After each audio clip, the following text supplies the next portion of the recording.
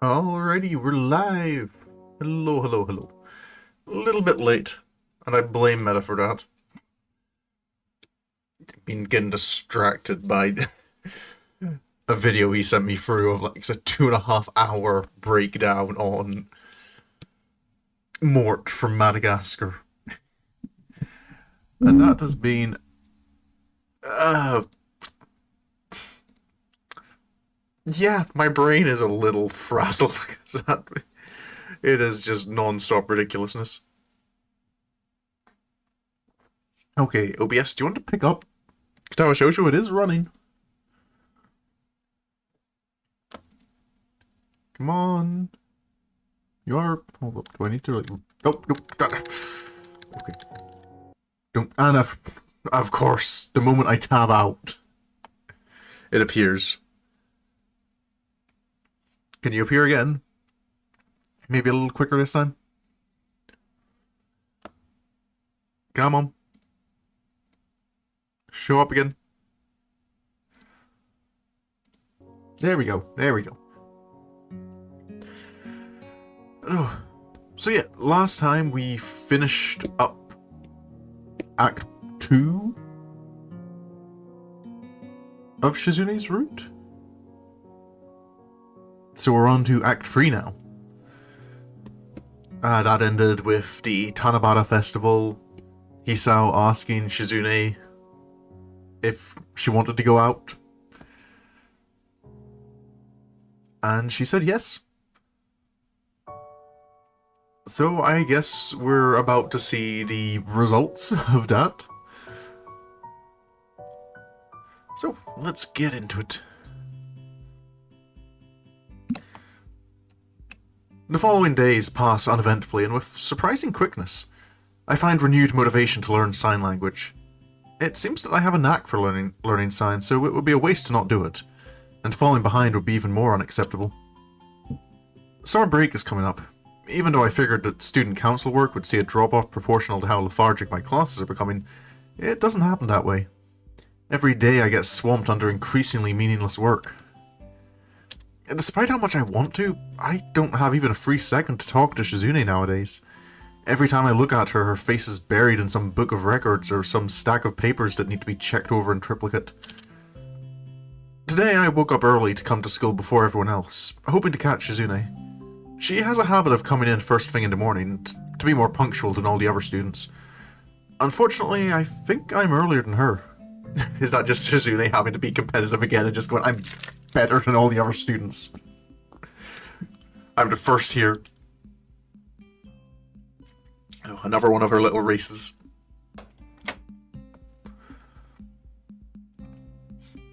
Hearing the student council room door click close to my right tells me that isn't the case. I guess I got here just behind her. I enter the room and tap Shizune on the shoulder to get her attention. That's probably going to scare her a little bit, given that if she's just being the first person here all the time. Maybe she expects a conversation, which is why she puts down the carton of orange juice in her hand. Good morning. Where's your better half? We are separate individuals. Thinking about it, they must get that quite a bit. I can think of no other way to explain how ready she was with that answer. You're here early. That's good. You can help me look over some handouts. They're going out later today. I came here early specifically so I could see you without having to do work. According to Misha, being early isn't new for you.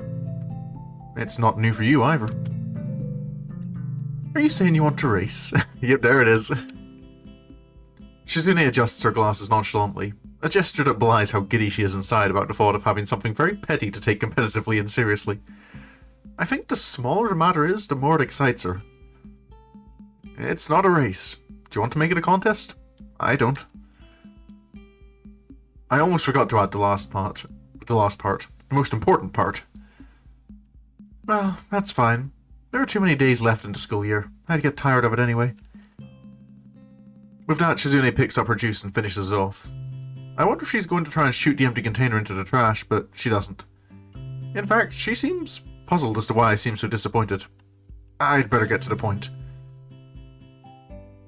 I just wanted to talk. Our break is practically here, you know? And we should spend more time together anyway. I was thinking we could do that over the summer.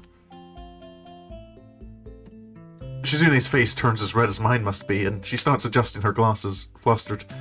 What an all-purpose gesture. She taps her fingers together in thought, considering her next words carefully.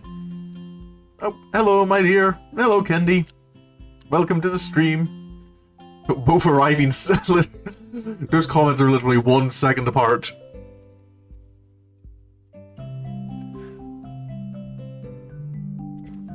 Welcome to the stream. You haven't missed too much. We're still in, like, the first scene.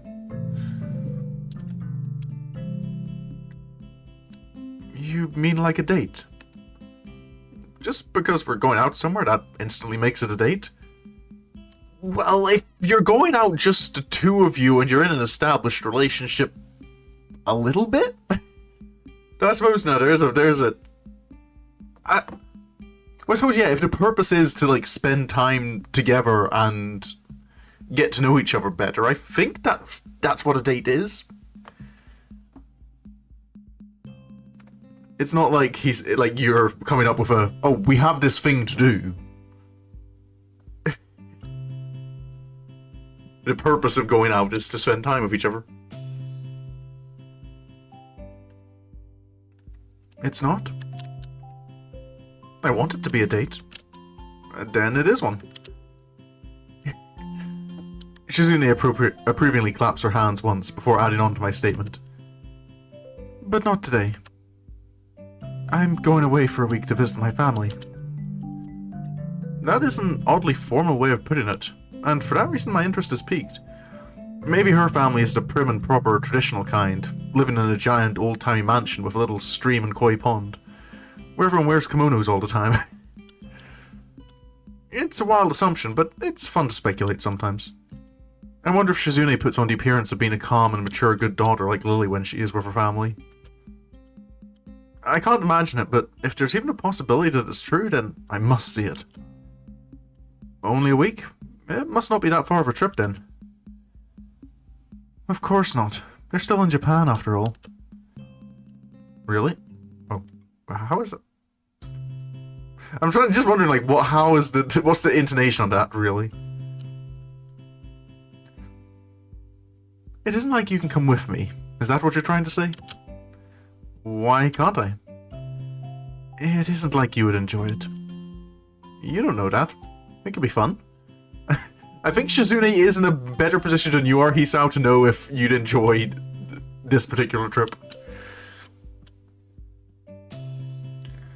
I almost forgot. You didn't answer my question. Are you going alone, or is Misha going with you? Does your family know sign? I'd hope at least some of her family knows sign language. That's kind of...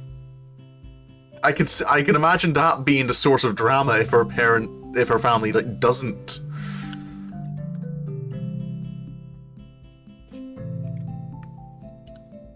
Misha's coming along. Oh, the part of the question left unanswered is the most telling. Oh. Okay, yeah, that's... If Shizune's family can't communicate with her, I have to wonder what her childhood was like.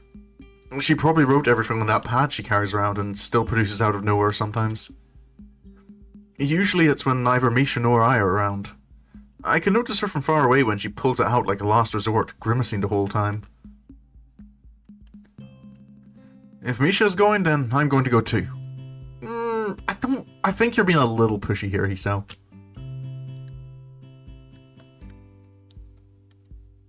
Do you like Misha? It's the principle of the thing.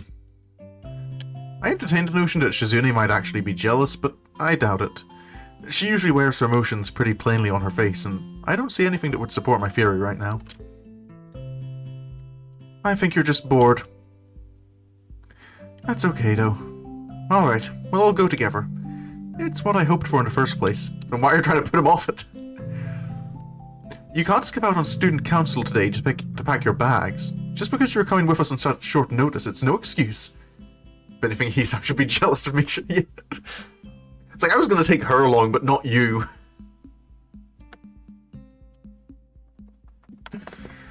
Oh. It's okay. I hardly have anything to pack anyway. Shizune pauses, tending her fingers thoughtfully. You must have come to this school on very short notice. It could be that she is thinking back to the time when she and Misha unexpectedly shoved themselves into my room and caught a glimpse of all my medicines. That was an awkward moment I'd like to forget, and I don't like revisiting it. You're going to have to explain at some point, Hisao. If you're going out, I think she has a right to know.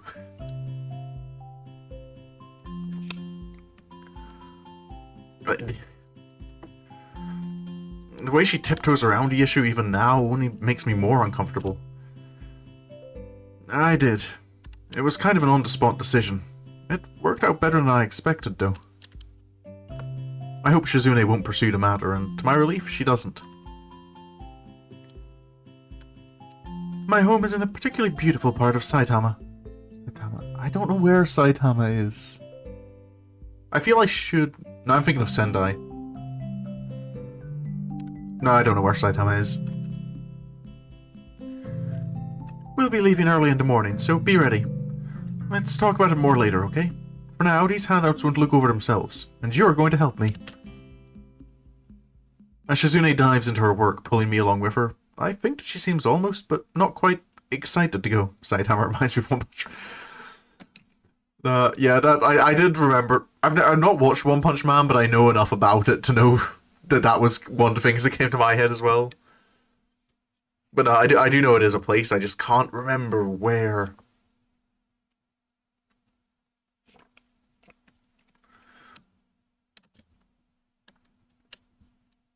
Dude. Okay, we just go straight to the next day.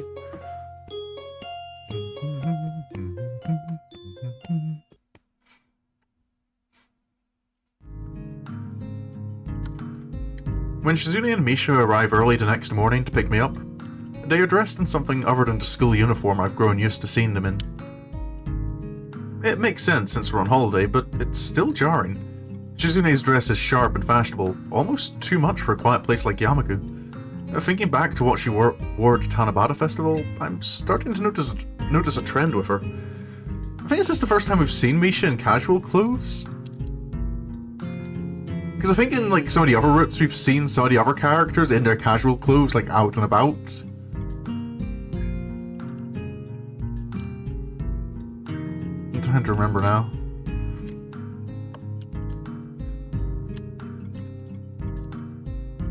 All of her clothes are very tasteful and mature, very well thought out.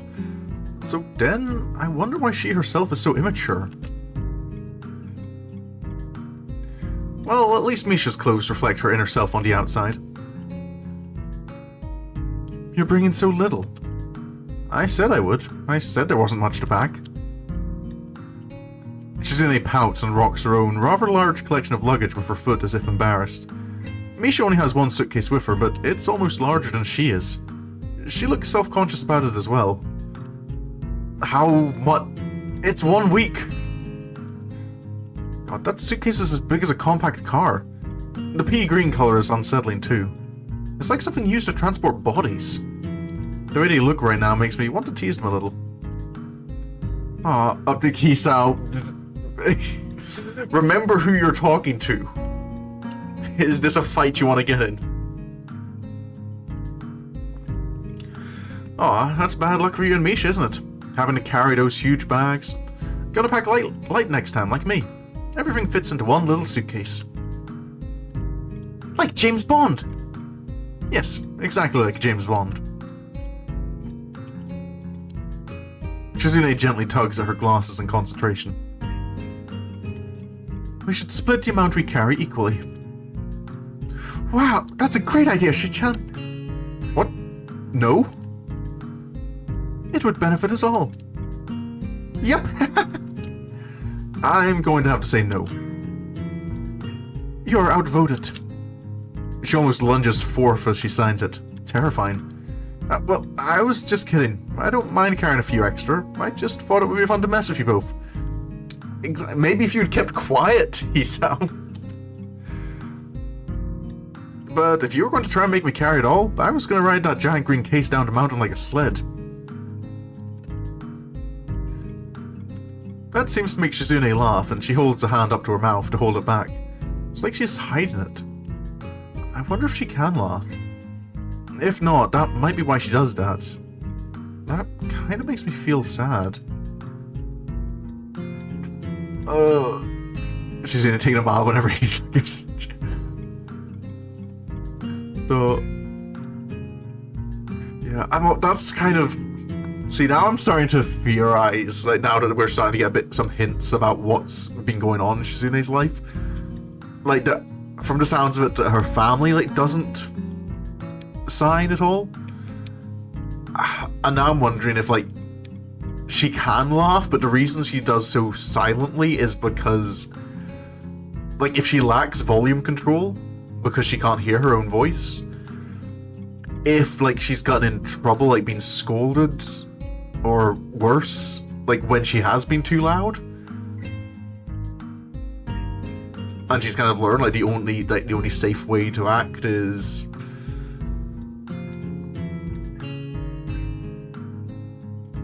no, but maybe I shouldn't theorize too much until I actually see what's what's happening. With that taken care of, we head for the train station, and a very uneventful ride follows. Shizune and Misha manage to fall asleep almost instantly, but I find myself unable to. That's never happened before. Maybe it's my medication. When we arrive at Shizune's house, it's quite a bit larger than I'd envisioned it would be. I don't think huge would be much of an overstatement. You live in a mansion?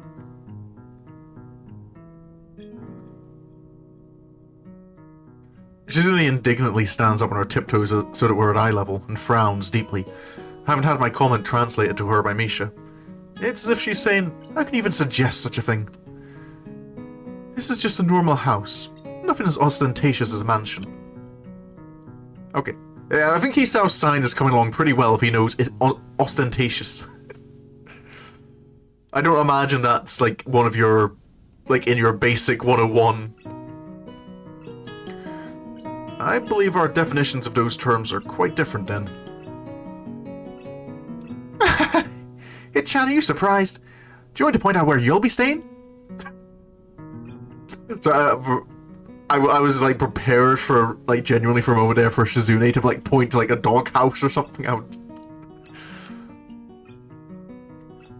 I think we have a guest room, but I'm not sure if we have two. I'll check. There's no problem though, Hit-chan. Shit-chan and I can share a room if we have to. Well, unless hers is being used for something else now. Oh. So that's another... Yeah, another thing uncomfortable that, like...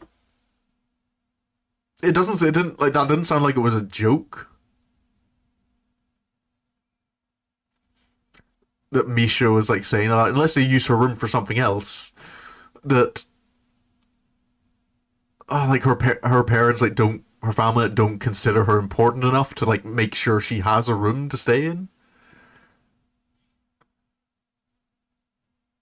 Oh, like, I know, like my sister's moved out and she lives over in England now. But my mum keeps a room in her house, like, ready for her. Just for whenever she, like, comes back to visit.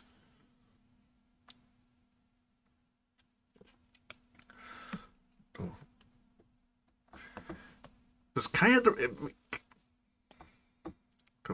just feel kind of depressing that... like, this doesn't feel like it's being played off as a joke. Not sure. I'm starting to think Shizune doesn't spend a lot of time at home. Before I can make a joke of it at her expense, Shizune vanishes into the house and Misha goes with her, leaving me alone on the grounds.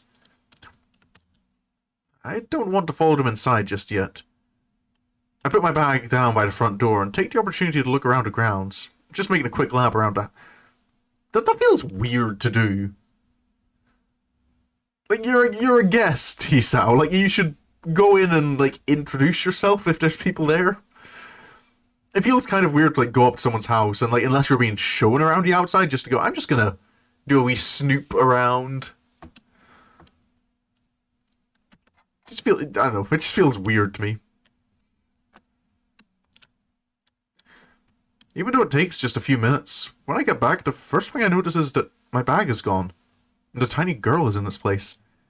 She looks a lot like Shizune, although Shizune wouldn't wear red shorts and star and moon stockings. Hi, are you Shizune's little sister or something? No, I'm her little brother. My name is Hideaki. Hello again, it's been a wee while. It's nice to meet you.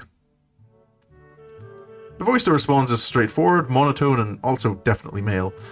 I feel embarrassed to the point where I could almost turn around and leave right now, if I could remember my way back to the train. Are you the second person that my sister brought with her? Brought with her? I'm not luggage. Anyway, I'm Hisao. Did you take my bag? Yes. It's my right to keep anything I find on my property. Oh, no, it's not. That's not how it works at all. I guess even particularly well-spoken little kids believe in the law of finders keepers. Even though I call him little, he doesn't seem that much younger now that I think about it. Maybe 2 or 3 years younger at most.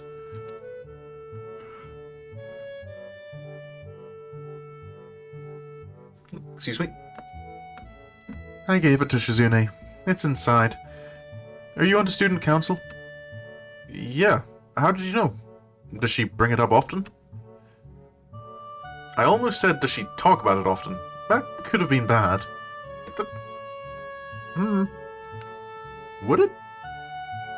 To be fair, I don't know, like, if it... Like, talking doesn't mean, like, exclusively, like, with your voice. Like, I would still, like, say I'm talking to a friend, like, when I'm messaging them, like, over text or something.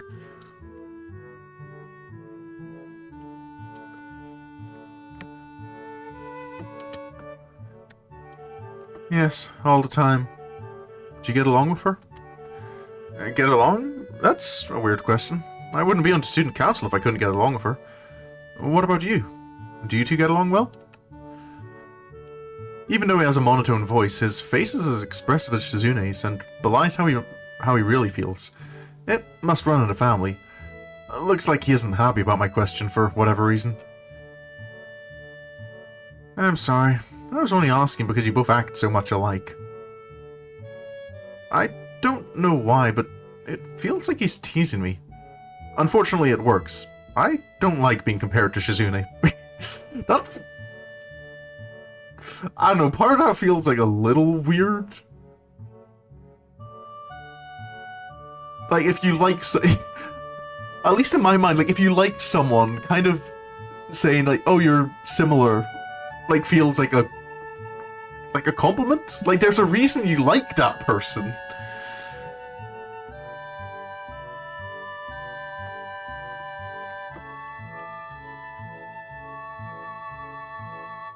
I don't know, to me it would feel like kind of a compliment if people were seeing, like, the same things in myself as...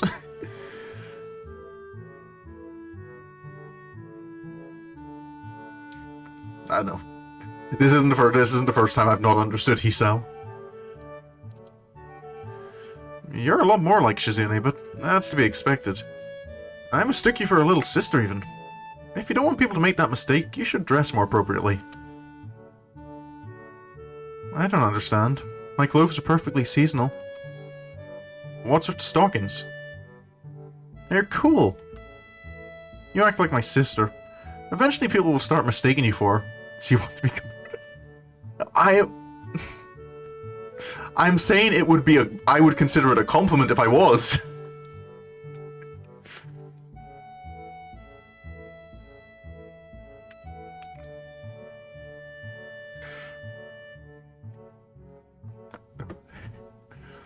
But yeah, like, I don't know, is that just me? Like, if you like someone, there's clearly, they have a lot of traits that you think are good.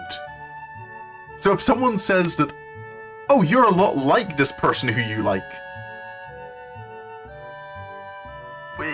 would you not consider, like, unless they're, like, specifically, like, bringing up, like, one aspect of someone that you're kind of like, I don't really like that for my. At least I don't like it for myself. Oh, but I think like if like someone makes a general comparison between someone you like and yourself, you're kind of like, oh, someone sees in me the same things I like from someone else. Didn't say there was everyone.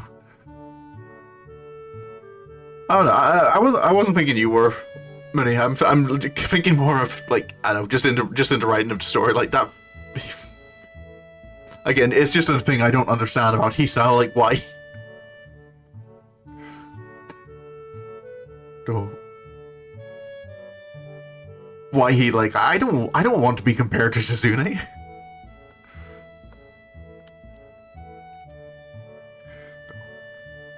I guess my comment hit him harder than I thought.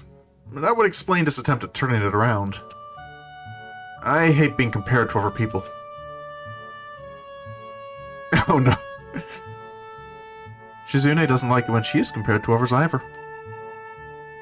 I'd thought that Hideaki was a little more mature than Shizune, but they have the same competitive streak and inclination to provoke people. I wonder if he's like this because of Shizune, or if it's the other way around. Neither do you, right? Okay, I get it. I shouldn't be so petty. Especially to little kids. Hideaki seems to accept this as an acknowledgement of defeat, which is something that I feel like I can't let go. Nevertheless, I'll just have to let it go while I have the chance. Yeah. I was about to say, like, when I saw it, when he said, I was like, I don't feel I can let this go. And don't escalate the situation. I can hear Misha's laughter bouncing through the halls the moment I step through the door to the house, and follow it into what I would guess is the living room. It holds more people than I'd expected. Oh, Lily and Akira here.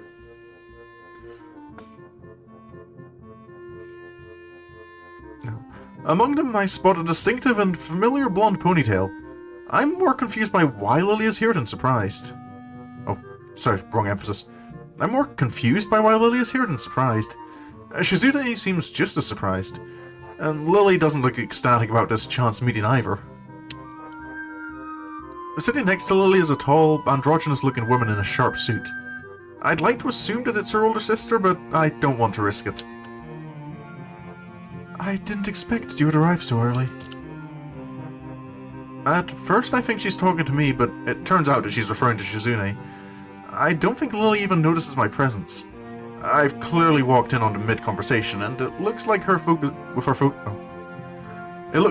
focus on Shizune, she couldn't hear me. I should have rearranged my entire schedule for you. Shichan says I should have rearranged my schedule just for you. That would have been nice, but I would not expect you to do such a thing. Oh, hi Hitchan, you're finally here. Oh, yeah. Hello, Lily. Oh, Hisao. This is quite a surprise. Akira, this is Hisao, a schoolmate. Hisao, this is Akira, my sister. Yo. So 5 people. Is this? Have we ever had 5? I'm trying to think in like of another case. Like, have we had 5 people on screen at the same time?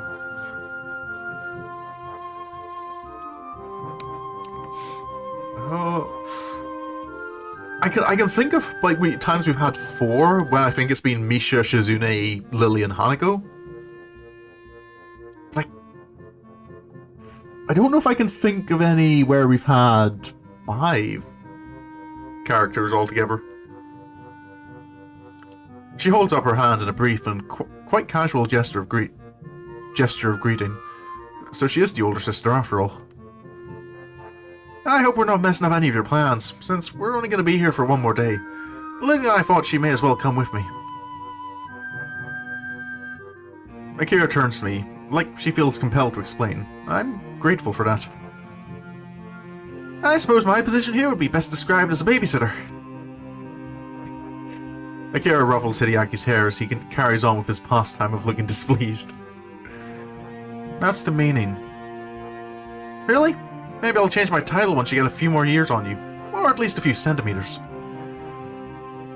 They make an interesting pair, although Akira looks more like a lawyer than a babysitter. I'm still not really sure why both she and Lily are here, though.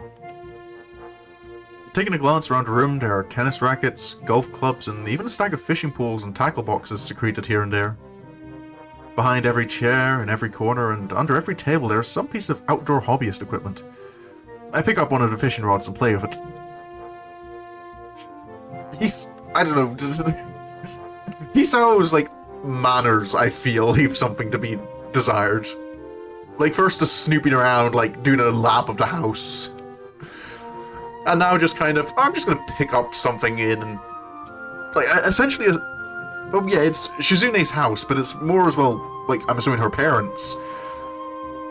And you haven't even met them and you're just, like, picking up random things and fiddling with it.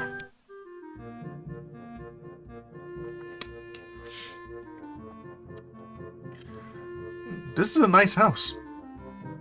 Shizune, looks like your dad has a lot of hobbies. Oh, for a moment I forget to sign what I say, but Misha's already in the process of interpreting what I said for her. I'm still a little impressed at how automatic interpreting is for Misha.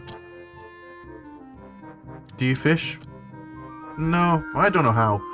I kind of want to learn, as I heard it's relaxing. There's a river only a short drive away. My whole family knows how to fish. If you want, we could go there sometime. You and Hideaki can fish? I didn't expect people your age to know, considering it's always seemed like a hobby for old men. I don't think I have to... One, I don't like the idea of fishing for, like, a hobby. But also, I definitely wouldn't have the patience required for fishing. You know, Lily is great at cooking. If we had some fresh fish... It's not hard to follow Akira's train of thought. If you want to eat fish, we could go to the store. Lily's voice sounds slightly more authoritative than usual. She really doesn't seem to share her sister's enthusiasm for the idea. Oh. It's more fun to go fishing. We could even make it like a game and try to see who catches the biggest one. That would be exciting, right? Yeah. Hichan, what do you think? It sounds fun, doesn't it? Yeah, it definitely could be. Sounds like a plan. I don't know how to fish either, so now's as good a time as any to learn. Her eyes shift towards Lily, who remains unmoved. This sours Akira's smile a bit, and makes me wonder why Lily's been so obstinate about this. I don't think we have enough fishing equipment for everyone. We can take turns. It'll be a team battle. What is she saying? We can take turns. She also wants to make it a contest. Come on, Lily. We may as well make the most of it. So, is this going to be a competition to see who can catch the biggest fish or the most? Both? It looks like the older sister understands better, as always. Shichan says that she supposes Lily would prefer to go to the store, right? It's much less work, so it's natural that you would. Going fishing would be more fun, though, and save money. Akira, you have the right idea. Akira gives a gracious, if slightly stilted smile. Shizune's praise wasn't her goal, after all.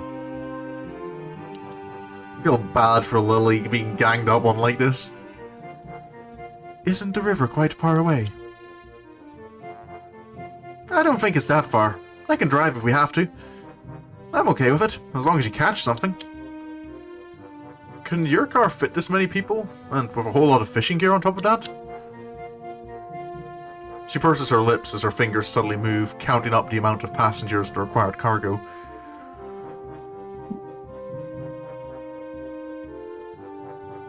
Oh, excuse me? If we're going to be taking me, Shizune, Misha, Lily, Akira, and Hideaki... 6 people. Damn. My car can only take 5. Actually, if Hideaki sat on my lap, we could... Definitely not if you're the driver. I'm not sitting on your lap. Aww. Shichan says that her father's car would be big enough. What, the Fuga? If he doesn't mind us using it, then I guess we have no other choice. I feel it's kind of bad forsaking my car, considering I won't have it for much longer. Despite Lily's obstinacy and Hideaki's questions of whether or not we'd prefer to eat first than bet on a fish dinner that might fail to ever materialize, there's no way to dissuade Akira and Shizune as they agree on the transport plan. Oh wait, we're going oh right, okay. Hadn't realized we were going, like, straight out for it.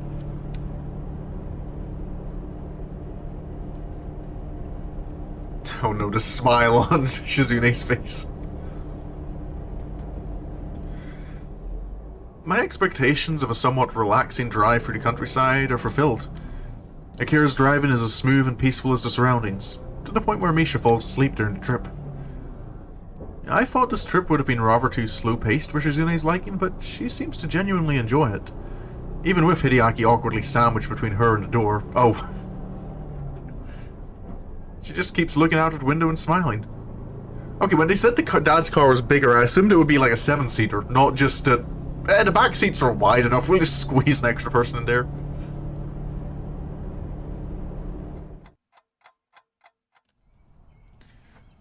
The area surrounding the river is quite beautiful.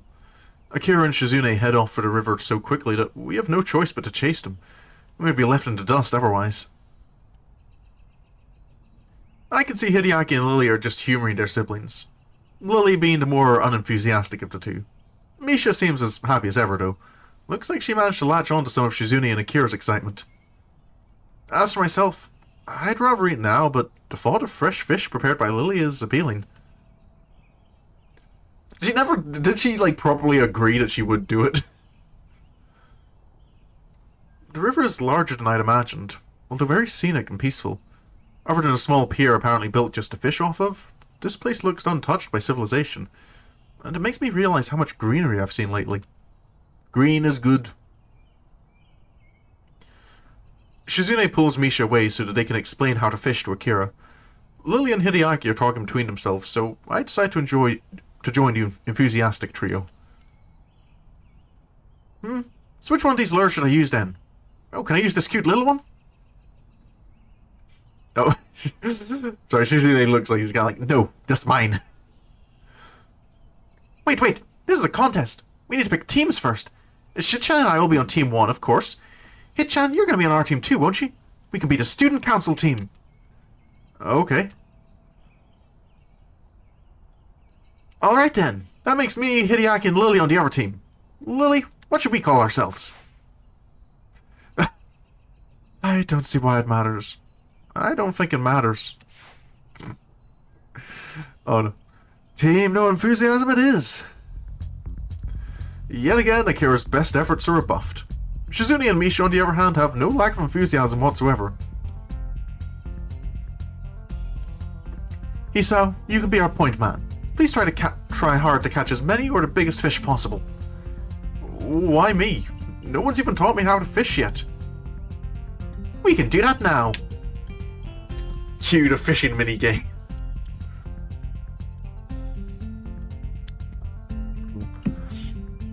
That's something that would be cool to... I imagine there probably are games that have done it, but like visual novels like Katawa Shoujo with minigames that can actually like influence your relationships with people.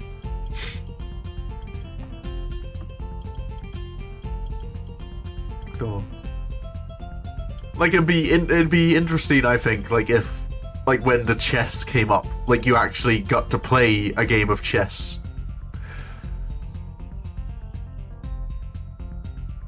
I don't know. I don't know how like you'd have that like have an effect on things, but I just think it'd be neat. Stardew Valley starts in the background. Oh, okay. That's cool. To be fair, like Stardew Valley like is like a game in and of itself. I just think like in the case of like visual novels, it might be nice to have little things like that to like break up the monotony of just reading. Though I suppose that's also what people like visual novels for, is that sometimes you want something where there's no gameplay. There have been VAs that have had minigames and such. Sometimes they're relevant, but that's pretty rare. Yeah, I do imagine like it's for like how much it adds. It's probably a lot of effort for minimal return. I'm just undecided about that sounds like a neat idea to me.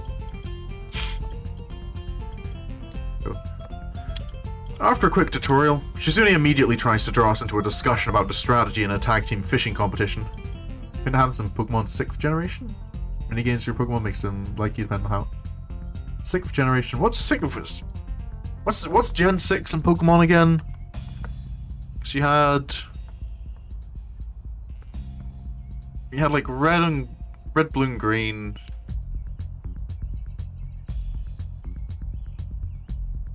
Gold and silver. Oh, Mega Ruby now. Oh, okay. I was like having to go back in my mind and like counting the different X, Y. I don't think I think I only like played a little bit of Y. I did play through, was it, I think, Omega Ruby? Yeah, I can't really remember them. Oh, no wait, I think I remember the minigames you're talking about though. No, maybe it was different because I think those minigames were less about making the Pokemon like you and more like raising their like stats or like IVs or whatever it is.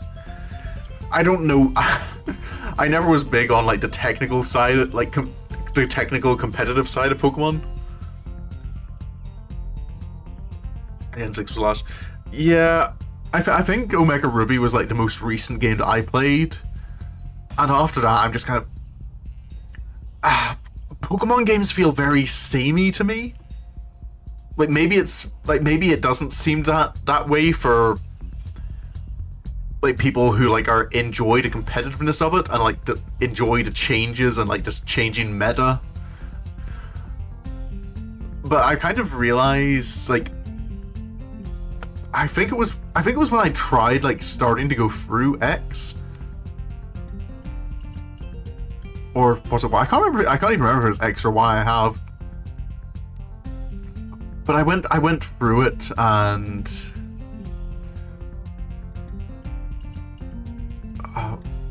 yeah, I went through it and just like felt very samey, just like with a different skin. Like there's a team doing some evil stuff. And you're like on your way through fighting the gyms, going for the Elite Four. And along the way you defeat the team, get your legendary Pokemon. I don't know, Pokemon games began to feel, I think, very formulaic for me. Like it's similar reasons why I kind of fell off like games like pretty much all like big like long running franchise games. You do get to dress up. Yeah, that was like some like quality of life things. But what I'd love to see is a Pokemon game like do something new with the story. It's why I've been meaning to play one of like the Legends games. And I've been avoiding like trying to avoid like seeing any like gameplay or walkthroughs or let's plays of any of the Pokemon Legends games, because if I understand correctly, they are different. Like they don't follow quite the same formula.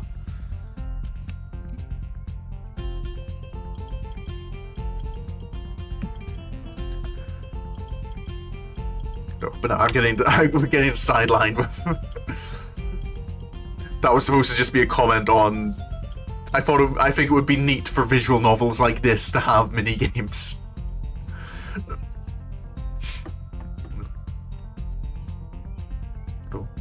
Somehow, competition doesn't seem particularly applicable to a sport where you spend hours sitting down and hoping a fish bites a worm.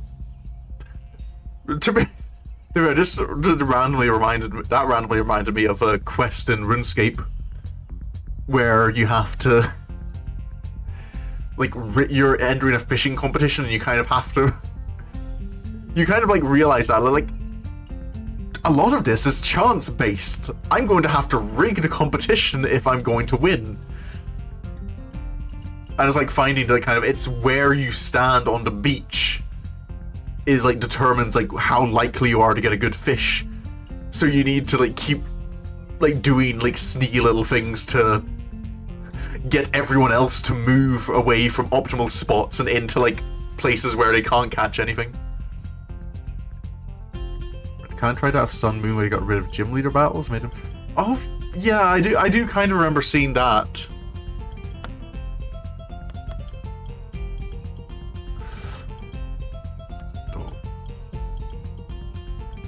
Yeah, like I think that could have been a change in the right direction.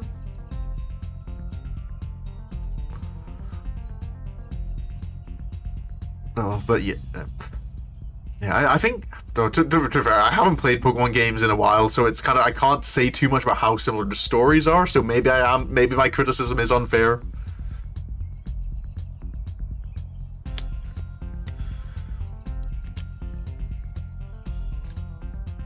It looks like Hideaki got stuck with the spare rod. You know, it's just a string tied to a bamboo pole, right? That means when deciding the order, you should go against him. What? Why me? You have the least experience here, Hitchan. Yeah, so who's the best here? Shizune? Hideaki's your brother. He's probably just as good. He probably fishes all the time since he lives closer to a lake. He might even be better. Watching you three makes my head hurt. You know I'm only hearing 2/3 of a conversation, right? What's this about? Akira, I don't like the way you're...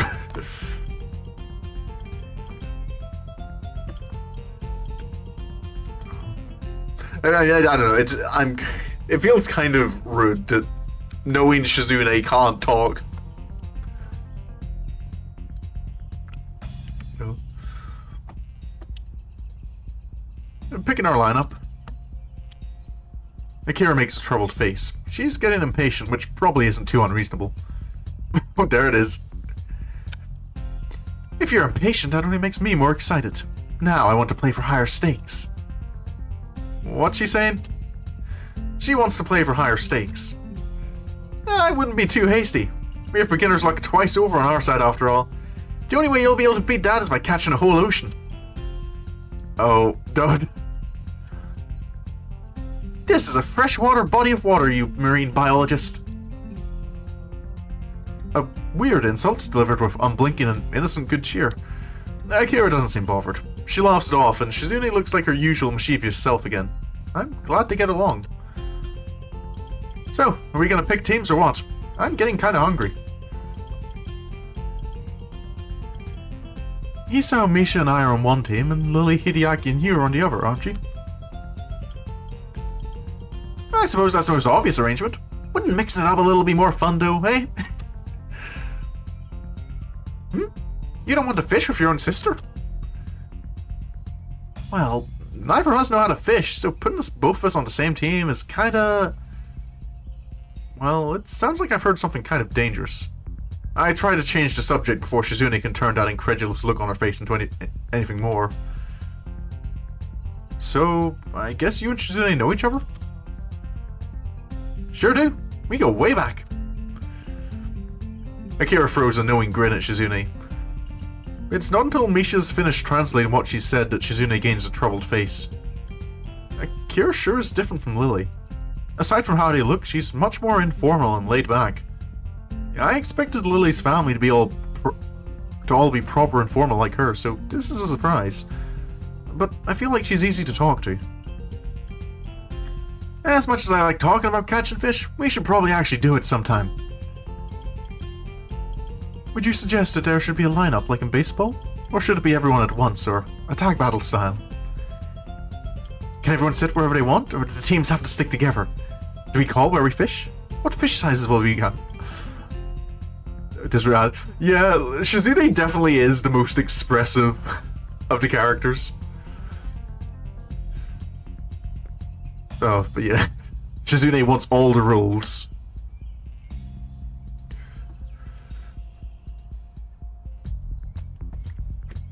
Seeing Akira groan after Misha dutifully translates for her, Shizune rubs her glasses, laughing silently.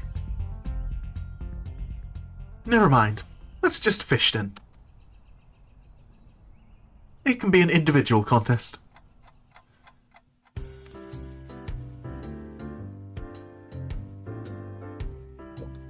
Excuse me. I sit down, ready to fish, although I'm not feeling very confident. Everyone else is already sitting, except Akira, who takes a seat next to me and throws her line out after taking off her suit jacket and rolling up her sleeves.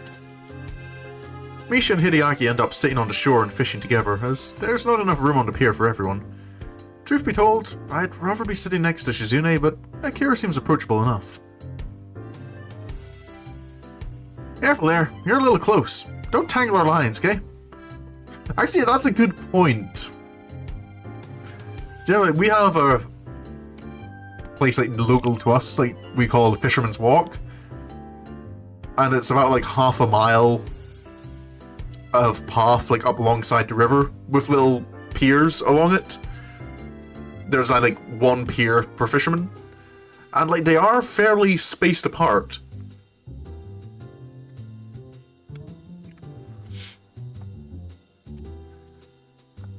So, you've never fished before? No, I've seen a bit of it on TV. I always wanted to catch one of those big fish with a sword for a face. Marlin, I think. If I recall correctly, those are from the ocean. They're saltwater fish. I know that. Why does everyone act like I don't know the difference between freshwater and saltwater fish? If you aren't careful, you'll scare off the fish, saltwater or not. Akira's voice is somewhat loud between her attempts to both egg on Shizune and keep Lily entertained, so she may have a point. My line doesn't seem to be picking it up anything, but I don't know how much of that is down to Akira. I mean, also, like, fishing is something, like, you need patience for. It's not like video games, like, real-world fishing is you're sitting there for hours. Shizune does her best to relax in the sun and pulls the look off very well, but I can tell that she'd be slightly put off by not knowing what's being talked about. Not having Misha around can be a real problem. Hisao, what's the score so far? Are we winning? I hope we are, given that I've entrusted you with our team's success. I managed to do some awkward signing with creative placement of my rod. It's probably close to being gibberish in spoken terms. You're like right there, can't you tell? Disappointed. You let yourself get distracted. You have to stay focused. Should have known. Well, it's 0-0 in any case. Akira chuckles, although it's clear that really took the wind out of her sails. Is it just numbers now, or are we keeping track of size too? Both. Grading matters. Who's going to be grading them? Are you a certified fish judge? Shizune shakes her head to signify that she isn't. But it doesn't seem like it would be very hard. Tell me she should stop flailing her hands around like that. It's scaring all the fish away. And ask Hideaki why he hasn't even bothered to cast yet. I look over to the two and yell what Shizune said to them. Shichan, I think he's upset that he's stuck with the backup rod. Since Misha is largely unable to sign anything coherently right now, she only gets a puzzled look from Shizune for a reply. Shizune just sighs after I translate it for her. Hey, even if you're depressed about it, you've got to try. You can catch the big one for all you know, but you won't catch anything unless you do. I feel that at least half of her encouragement is because if Hideaki does catch the big one, she wants to be there to eat it. And having 6 people fishing just leads to better chances of catching something than having 5. I mean, from the looks of it, like only 4 of us can be fishing anyway. Doesn't look like Shizune and Lily have fishing rods.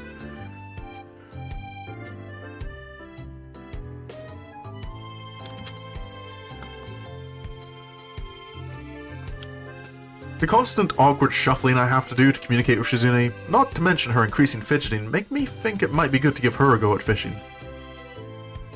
Hey, guys, can we switch over now? Sure. Lily? No, please. I have no idea how to fish. I sign what they say, given that I seem to have taken Misha's place as Shizune's interpreter right now. How magnanimous of you, Lily. Oh boy, here we go. I don't bother translating what she says for fear of sparking another fight. Don't know if you should... don't know if you should quite be doing that, Hisao.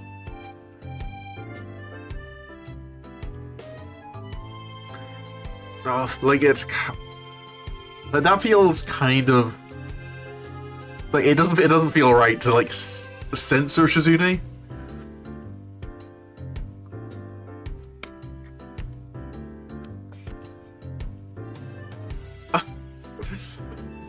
It also doesn't feel right to just make up what she says. Shizune says you should at least try. It might even turn out to be fun. Very well. Akira, how do you use this? It's pretty simple. I wonder how ethical it is to purposely completely change what Shizune said like that. At least yeah, that's... I don't think it's ethical at all, Hisao. That is...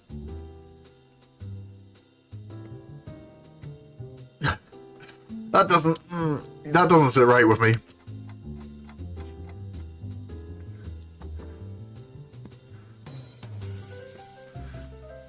I think I understand.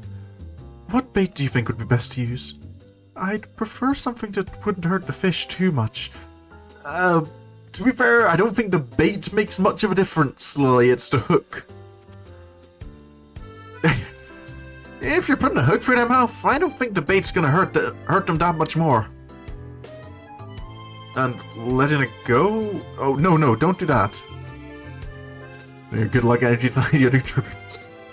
I will, my dear. See if you can replenish from... It's all because of that War Greymon.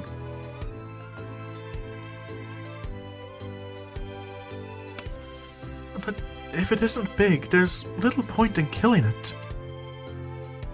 With my hands freed, it's much easier for me to interpret what everyone's saying. Now Shizune's the one that has to deal with her hands being full, but she seems to take it in her stride. That's so arrogant. Okay, I'll only reel in the big ones too from now on. What's she saying? Akira just sighs after I interpret for her. No, I don't like that only. You know, a fish is a fish, and you take what you can get. Unfortunately, Shizune can't hear her, and Lily doesn't seem to be paying much attention now. I don't think this will work, mate. I'm just saying, like that. You said yourself, you've got that was your gacha look.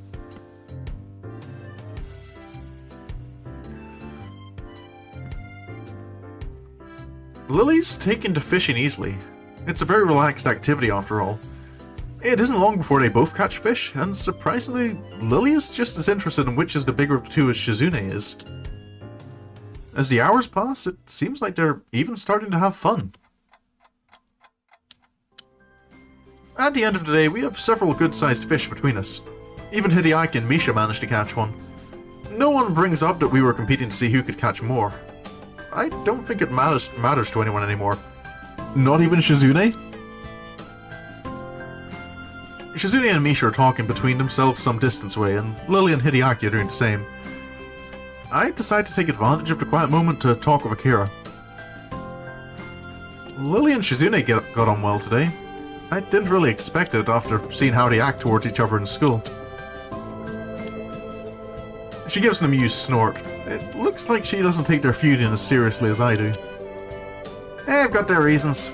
Lily and I are going away for a while tomorrow, so we thought we'd just pop by. Oh, is this like to see like Lily's aunt? In the end, I'm glad we did. After a brief silence, she stretches loudly and then claps her hands to get everyone's attention. Well, that looks like enough to feed everyone. We should be getting back now. Lily nods, but then hesitates. Even with her face clouding a bit, she still looks to be in a better mood than this morning. Akira really seems to know how to handle her and diffused her antipathy towards Shizune pretty well. Today's catch looks delicious. I kinda wish I had some soy sauce so I could just eat it now. I thought you wanted me to cook it. You don't think eating it raw would be okay? Despite Akira's protests, or joking, as I can't tell which. We decide to wait to at least cook the fish before eating it. Yeah, probably best if you're, like, catching it yourself to cook it. You know, like, make sure you're burning out any bacteria there. It's already become pretty late while we were out, and by the time we arrive back at Shizune's house, it's a good time for dinner. Get some nice fish. Oh, and we just... So are we going to meet Shizune's side of the family? Other than Hideaki?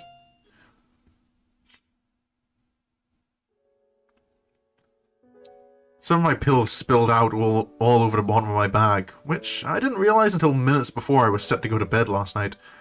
I spent quite a bit of time scraping them out of my luggage. By the time I get up, I'm already starting today with a migraine from a combination of trouble falling asleep and waking up late. When I step into the living room, Hideaki is there finishing up his breakfast. His fork raised midway to his mouth. He seems unsure whether he should continue eating or greet me.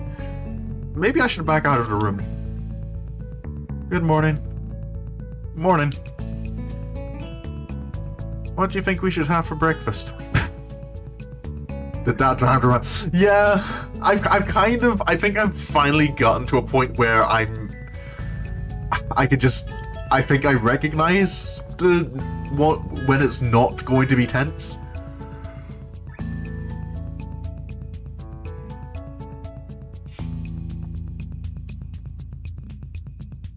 We? Aren't you eating breakfast right now? Yes. Everyone else ate already. Despite that, he repeats his question again. He's just trying to be nice. It's an odd way to show it, but I appreciate it nonetheless, and I am feeling pretty hungry. I try to make some conversation with him while I'm getting my breakfast, to fill in the silence. That fishing trip yesterday was fun. Do the Hakamichis and Satos often get together like that? Not really. I see. I don't really. There's a brief pause before Hideaki deigns to fill me in a little more. Family issues. Our fathers are brothers-in-law and do not like each other. Ah, there we go. Hearing that gives me plenty to think about. It puts the way Shizune and Lily deal with each other into context and makes me even more wary of getting involved.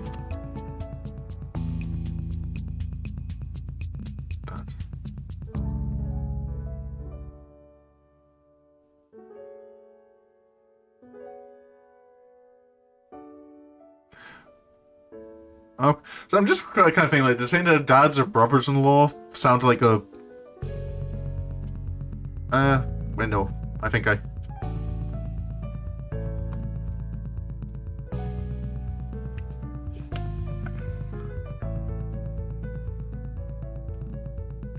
I'm just trying, my brain was trying to, like, work out, like, an actual family tree. Family issues can be troublesome. Hideaki simply nods as I sit at the table with my breakfast. I wish you were a little easier to converse with. While I'm eating, I notice that the house seems oddly quiet for a place with Misha in it. If Shizune and Misha ate breakfast already, it can't be because they're asleep. I ask Hideaki where they are. Shizune and Misha left to run some errands for her dad.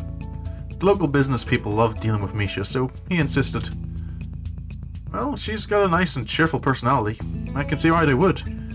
Maybe you should start taking lessons from her. You could increase your business connections. Are you serious? He sounds serious. I don't know what kind of business connections a little kid would need. Maybe he wants to have the best bake sale fundraiser ever. It's a shame I'll eventually have to leave here and won't be around to see whatever he is planning. I wonder what kind of person Shizune's dad is again, other than relatively outdoorsy. What I know so far is that he asks his business partners and friends of his daughter to do favors for him. I'm assuming he's extremely shy or extremely lazy. Maybe it's a rude call to make so early, but it would certainly explain a large chunk of Shizune's personality. Let me...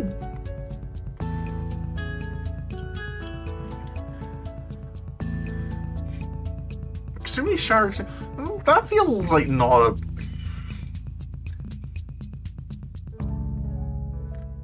Gasp.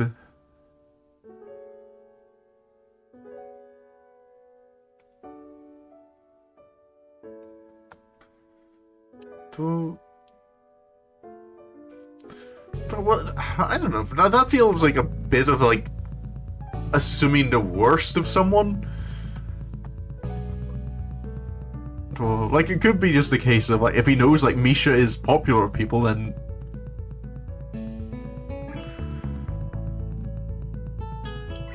I don't know. It just felt like calling like he's either shy or lazy. These were the options.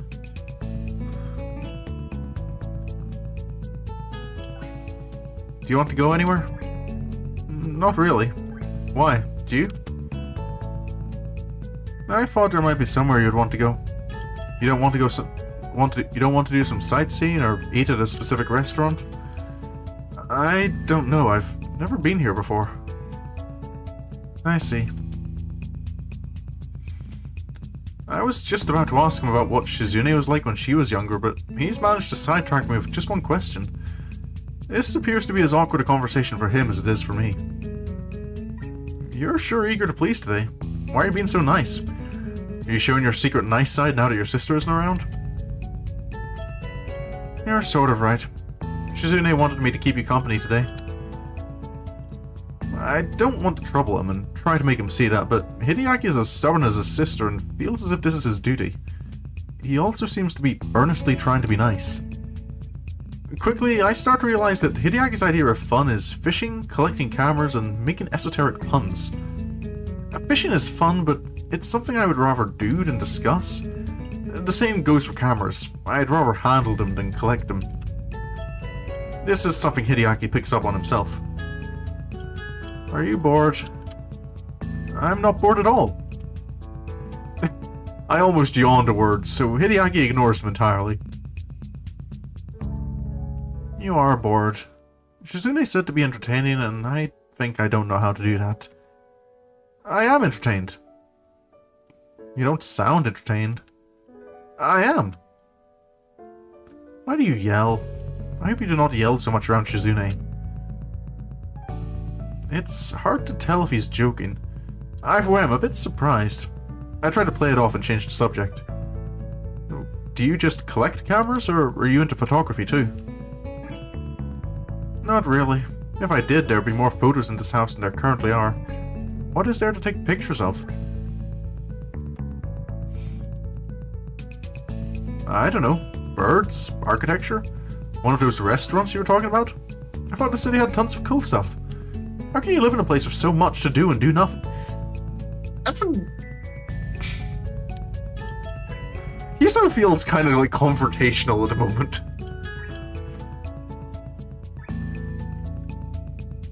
I thought you didn't know what there was to do here. Suddenly you have many ideas and are an authority on how interesting it is? You're like our board of tourism. Do you want to go watch birds or buildings? Okay, no need to get so mad. Don't make it out like that wasn't that you didn't invite that, Hisao. I'm not mad. I just think that if you feel that strongly about it, then we should go to an amusement park. Why? So that you can be amused. It'll be fun. Will he have the same flat, unfun expression on his face while we're riding roller coasters and drop towers? It would sure bring the fun levels down, would it? I find that actually funny when like someone's in the middle. You have like one person on the coaster who's just like completely neutral expression. The thought does not convince me that it's worth the trip.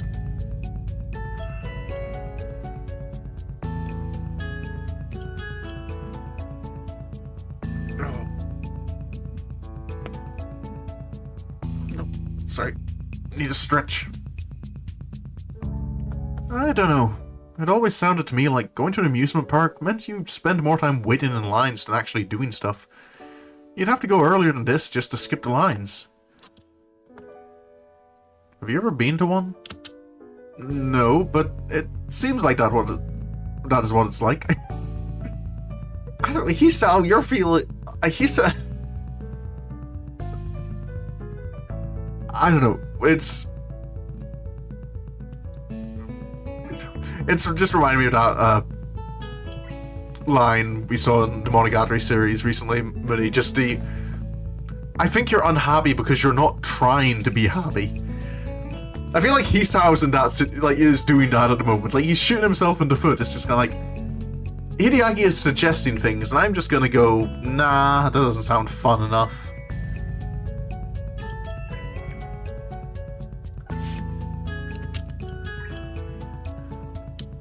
Fine.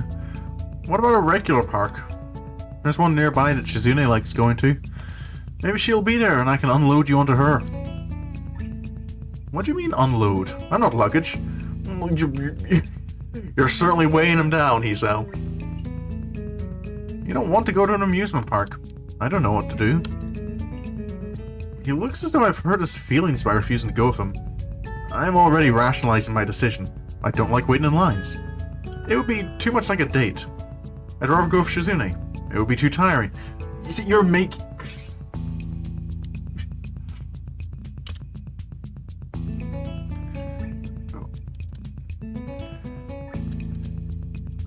But I mean, confrontational with chance of all, like, something. That is fair. It's nothing personal, it's just that I kind of wanted Shizune to show me around town instead. And I don't think that with my condition, going to an amusement park would be such a hot idea. Okay, see, okay, that's a more valid reason, Hisao, I think. That is actually fair. The kind of adrenaline dumps you can get on coasters could be, yeah, that could be a hazard for you. The park is close enough that their property could almost be considered an extension of it. Both it and Shizune's backyard look about the same, except that the park has benches and more people. That said, it's quite nice. There are even people out walking their dogs and children flying kites that can be seen lazily drifting back and forth over trees in the distance. I could sit here in a relaxing and scenic place like this forever. Hideaki, on the other hand, looks like he's extremely bored. I want to poke him to see if he's still alive, but would he react either way?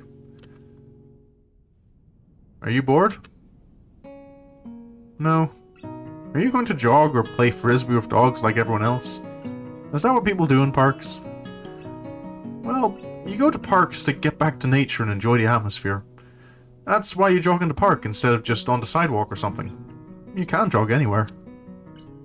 I can't believe I'm having this conversation. How can you not know this? You shouldn't have...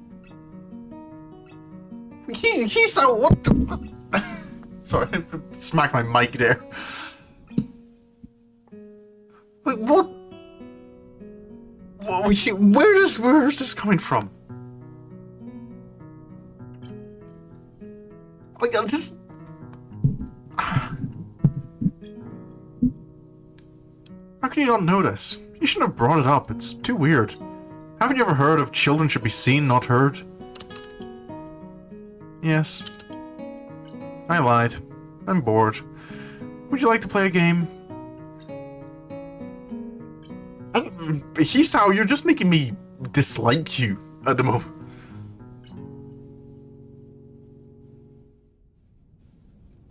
Like, that was just rude.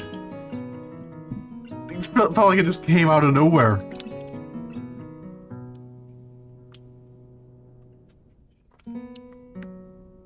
Just to kind of like, we're just dumb kid asking dumb kid questions. Like, to his face.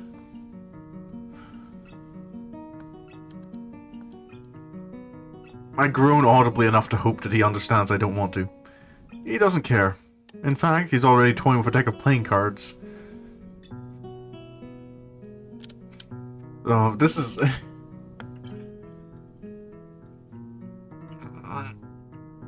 This is... Hisao, you're displaying a distinct lack of empathy right now.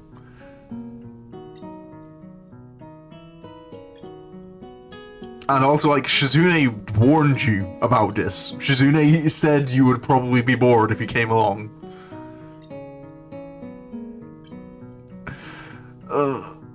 I'm like, Hideaki's going along with things you want to do. He's tried offering suggestions. Why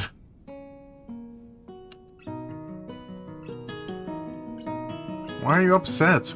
That's why we are here. I thought we were here to look for Shizune. Exactly. That's why we should play a game. It's a Shizune trap. You can trap anything, including people. If we compete against each other in the spirit of competition in a sportsmanly manner, she'll be drawn here to challenge the winner, like a shark. Then I will defeat her like a safari hunter. Then take a photo of the award ceremony. Sharks do not go around challenging people to games of chance like dojo breakers.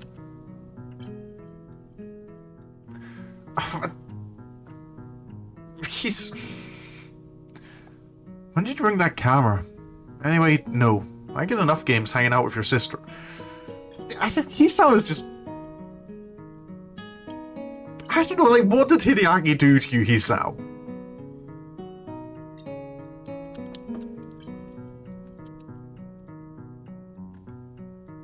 Like...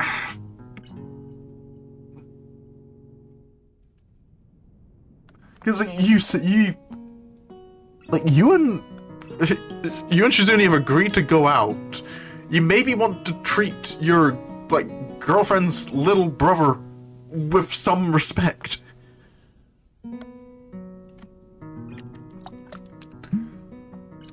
Like, I know that's... Oh, like, it would certainly... Like, it would certainly affect my opinion of, like, Mooney if she was, like, being, like, really rude to my little siblings for no real reason.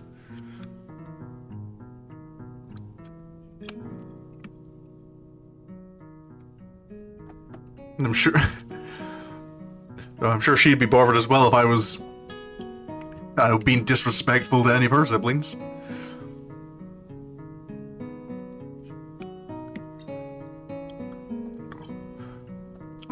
Come on, it'll be fun. We can play chess. Please, no. Besides, playing chess in the park is something old people do, like fishing. You're going to get old too fast if you keep doing all this old man stuff. Can't imagine.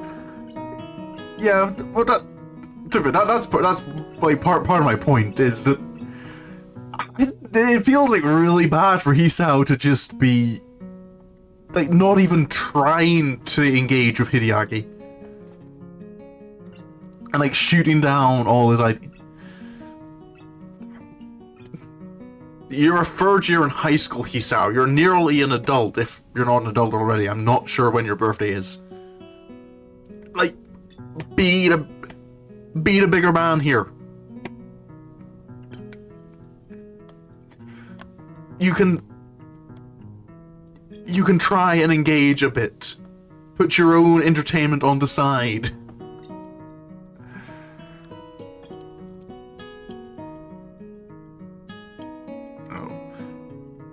Hideaki freezes like I've suddenly started speaking a foreign language. Maybe I've offended him again. Okay, yeah, if you... One, like, you're acknowledging that you've offended him again. Maybe you should apologize. He's taking out his disappointment frustration. Yeah, like, this is... Like, these are not... No. I still... What happened to the Hisao in Lily and Hanago's route? Like, Lily and Hanago route Hisao was, I think, the healthiest Hisao. Not physically, of course, because Lily's route happened. But in those two routes, he did seem to be, like, the most respectful, the most empathetic. In Rin and... Yeah. In Rin and Emmy's route, he had... I think it was more he was being dumb. Like, saying some really stupid things. Lily's route almost killed... Yeah! So yeah, emotionally, I feel that it was at its healthiest. Physically, it was at its worst. But here, Hisao is just... he's just being a jerk. Maybe he's secretly 50 years old and has just aged incredibly well. Him being Shizune's brother could be a cover story. What about checkers or Go? Or even backgammon is fine, even though I don't like it. If board games aren't your thing, we can play card games. Anything other than 7 card, because it is for wimps. Are you afraid that you will lose? If you can beat me, I'll give you candy. Hideaki, you're just like Shizune. I'm starting to think this is all a pretense to play games. No, that is not true. You are. I bet that competitive streak is genetic. I'll sell you to science. But what are you... No one can own a human being. How about I teach you some sign language instead? When Shizune asked me if I wanted to come here, we talked a little and it seemed like you and your dad don't use sign language. I'm just guessing, but if you don't, I could teach you some. I'm not a master at it, though. I think it might be good for you to move your arms more anyway. He barely moves his arms. Most of the time they just hang limply at his sides. How unnerving. It's been bothering me that Shizune's entire family apparently doesn't know how to sign. I wonder what she did before she met Misha. Did they just hire translators for her? Did she write out everything on that pad she carries around? The second is most likely, or she could type it out on a phone. That would explain why she dislikes using the pad so much. Sad as it is, I can sort of see why Hideaki or her dad might not have bothered to learn sign language. It probably was too much of a hassle at the time. It's very easy to think that. From what I've seen so far though, neither of them hold it against each other or are too badly affected by it. It could be that I'm overthinking the situation. Come on. Well, to be honest, I'm still learning sign language myself. I brought all my books along with me so I can keep up, you know? Still, I can at least teach you the alphabet. It's pretty simple. This is kite. I feel really corny right now, and even more so when Hideaki stares back at me blankly, as if the entire concept of learning is alien to him. Shizune liked flying kites here as well. This is his attempt to salvage the conversation, and I'm happy to oblige. Yeah, he salvaged the conversation after you destroyed it, Hisao. Fishing and now kites too? Shizune really likes all these relaxing hobbies? Fighter kites. Oh. Hideaki freezes as Misha appears behind him and puts her hand over his eyes. Oh, she does this to everyone. Hi, guess who? He seemed to finally be loosening up too. I mean, maybe he'd have loosened up sooner, Hisao, if... He says that like it's not his fault the kid's so... uncomfortable. Hi, Misha. Is Shizune with you? Hit-chan, no spoilers. Don't spoil it. Don't ruin the surprise, okay? Misha. Bingo! That's right. It was too easy somehow. I don't know what she means by somehow. Too many people can tell it's me. I want to surprise someone. I thought for sure that Hideaki would be fooled. Why weren't you, You're the only person who does that. You and kidnappers. Really? Why do you laugh?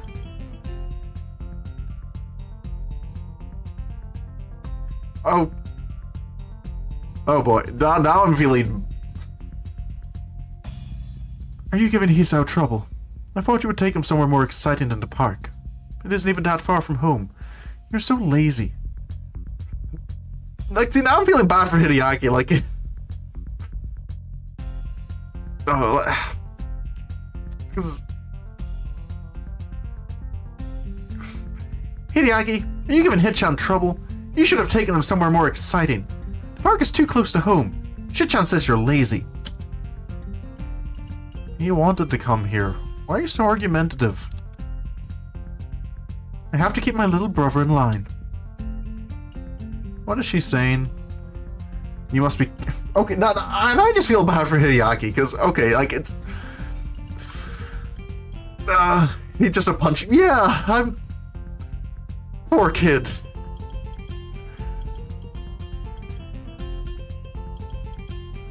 Really? They're ready to go at each other's throats this quickly. On one hand, I've heard that siblings fighting so much isn't uncommon, and the fact that they fight at all proves there has to be some level of communication going on, so it's nice they get along.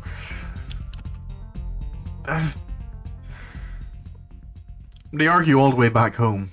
Misha translates for Shizune and I for Hideaki. So it looks more like we're the ones arguing instead, except not really. Nobody could listen to Misha and believe that.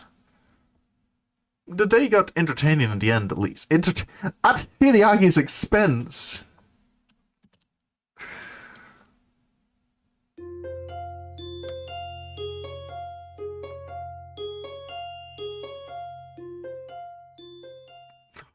This whole scene just made me feel bad. Despite having only been here for 2 days, it feels like it's been much longer. I wake up feeling more tired than refreshed. Maybe because I've been moving around almost constantly since I got here. Whatever the reason, it's making me get up unusually late each day. I like sleeping in, but it could be inconvenient if it ends up becoming a habit.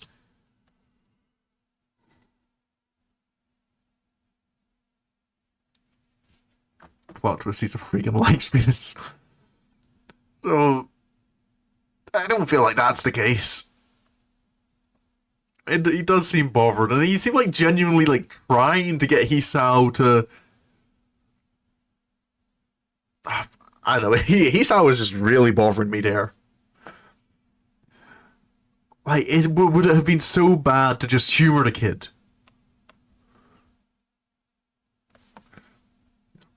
I can hear a deep male voice shouting loudly in the background. It must be Shizune's dad, or maybe with the size of the place, it's creditors. More likely the former, since the yelling doesn't seem angry, just loud. Oh, there, hello! Shizune, Misha, and Hideaki are sitting in the living room, having a one-sided conversation with a giant bear man who alternates between shoveling away food from a plate balanced on his leg and twirling a sword. This was not the dad I was expecting.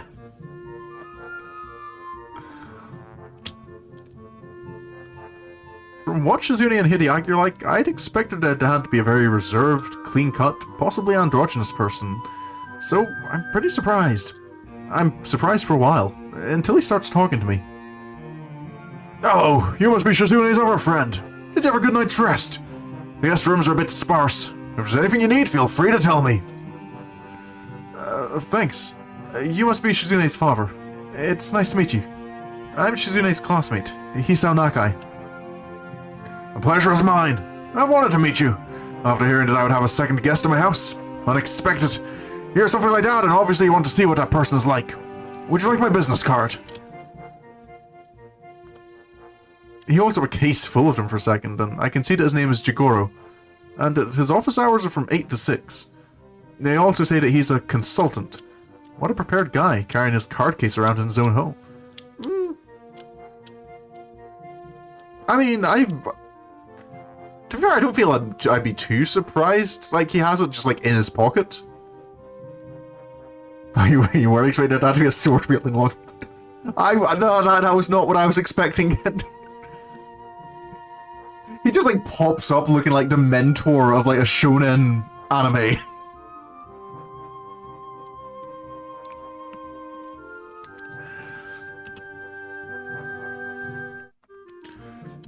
We're just sitting down to a slightly late lunch. You're just in time to join us.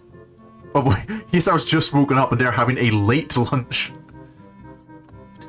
Good. Pick a place to sit down and I'll bring you a plate. I hope you don't mind eating bear liver. Oh, eating bear. Who is this guy? I thought that bear liver was toxic. Either way, the thought of eating a bear liver doesn't appeal to me other than for the ability to tell people I've eaten bear liver. I suppose it wouldn't hurt to try it, but Shizune's dad merely laughs. That's kind of like the only reason I had a crocodile steak was so I could say I've eaten a crocodile. It wasn't particularly good.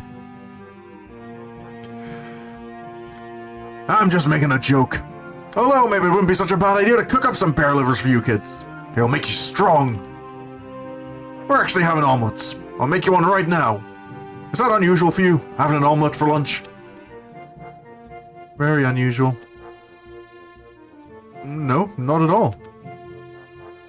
Jigoro vanishes to where the kitchen must be. I'm surprised that despite living in this place, he has to cook my lunch. Maybe he only cooks because he likes to. My steaming plate of food is done in a very short time. It smells really good. Are you in the student council like Shizune? Is the student council that busy that Shizune has to drag her friends along with her everywhere she goes? Sometimes a vacation is just a vacation. You're right about the student council part. I think we're just here for fun, though. I see. Is that right? When I was young, our student councils had so much work that I don't think we could have afforded going on vacation. It must be nice having so much free time.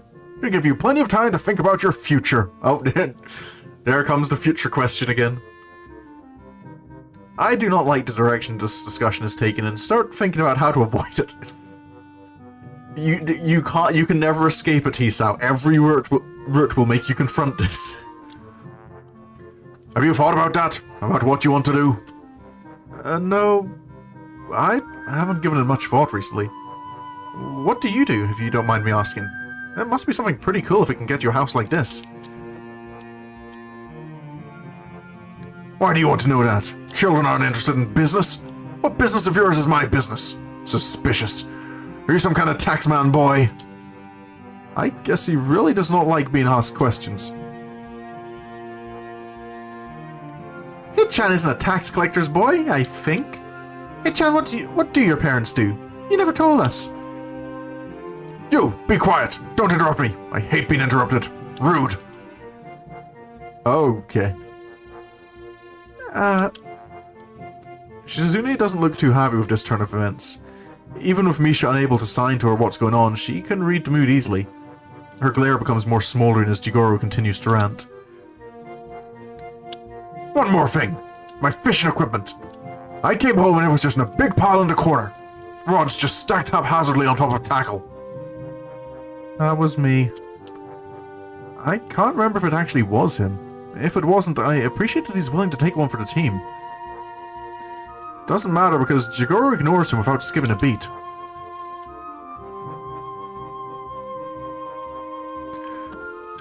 Well, anyway, I'm glad that my fishing equipment could provide so much entertainment for my daughter's friends. Did not even tell me you were going to be using them. Those are expensive custom-made poles. Not for dilettantes? I don't know what that word is. I suddenly become aware of the eggshell fragments in my omelette. Is he just a bad cook? Does he eat them for the calcium? Were they purposely added there to give me even more discomfort? It's not as crazy as Kenji, but the man's a bit nuts. Yeah, I mean, he's carrying us. To be fair, it's a little bit of a red flag when a guy's just like, I think, carrying a sword around in the house. Like, I think it's fine to own a sword, like, have it up on display, but when you're just, like, carrying around, like, having it at the dinner table, I think that's concerning. Though confused, I'm not as unnerved as I think I would normally be. Then again, my life has been pretty strange lately, and I keep running into all sorts of different people. Nothing surprises me anymore. Didn't even properly clean them after use. Terrible. Do you even know how to fish? Unlikely. There are not enough pools here for all of you. How does that work? Did you all share? One person baits the hook and another casts. 2 people to reel. Incompetent. Hisao, I don't think you should be talking back to the guy. I feel you're just gonna escalate. Well, 6 of us went, so we couldn't all do it at the same time. First, it was just me, Akira, Hideaki, and Misha. I wonder if it's a bad idea in particular to bring up Akira? If, like... Hideaki mentioned it was the dads who had the, like, conflict. Stop talking! That sounds unspeakably dirty. I've had enough of your filth. How vulgar. Make sure that your statements are not so embarrassingly carelessly worded next time. What? What? You're so disrespectful. Amazing. We're all delinquent types like this. Even the way you dress shows flippant disregard for authority. Sweater vest. Disgraceful. Hisao? You're just getting yourself in more trouble. Delinquent? I'm on the student council. I'm hurt by his comment on my sweater vest, especially when it's coming from a guy in such a taggy shirt. Yeah, okay, you're good. You bring up the sword. I guess I can't really say anything though. He has a sword. He might also kill bears. Yeah. Don't agitate someone who's sitting there with a sword and is clearly kind of has a bit of a temper. Misha loudly puts her plate down on the table. That was delicious! Shichan and I are done now. Hichan, you are too, right? We should get going. Okay, Misha has the right here. Just leave. What a simple yet effective exit strategy. I barely have time to put down my plate before they pull me up and out of there and finally outside. Unbelievable. It's like I'm really watching an interrogation. This is not a cop show. Guests definitely have responsibilities, but hasn't he ever heard of being a gracious host? Really? Misha attempts to sloppily mimic Shizune's angry, chopping gestures as best as she can. She has the expression down too, but the tone of her voice is the same as ever, thus lacking the anger necessary to bring it all together. Don't take it too hard, Hitchan. Shichan's dad does this to everyone. I think it's like a joke. That was the most aggressive joke possible. I'm also not at all convinced that it was a joke, considering this hastily staged retreat, but this isn't a good moment to discuss how Shizune's father might be a jerk. Though I feel even worse for Hideaki now if this is... First he's getting bullied by Hisao, then it turns out like Shizune doesn't treat him too great, and that's his dad? Oh boy. Hichan, let's go shopping. You haven't been to town yet, have you? It'll be fun. We can see the sights and go to an amusement park. Maybe eat at a good restaurant. We just had lunch. Even though I didn't eat much. It's okay. In that case, we just have to make sure that today is so busy that by the time we're done, it'll be time for dinner. I mean, if you're going to an amusement park, that's not difficult. You can easily spend, you can easily spend a lot of time in an amusement park. It works out perfectly. Come on, Hitchan. They immediately flank me and hook my arms with theirs, Shizune taking one arm and Misha taking the other. At first, we almost trip over each other. Shizune walks at a very brisk pace, and Misha has an unusually bouncy way of moving around. So, we get the hang of it soon enough, and I notice we're going to town by cutting through the park. It doesn't seem efficient, so I'm guessing this is the scenic route.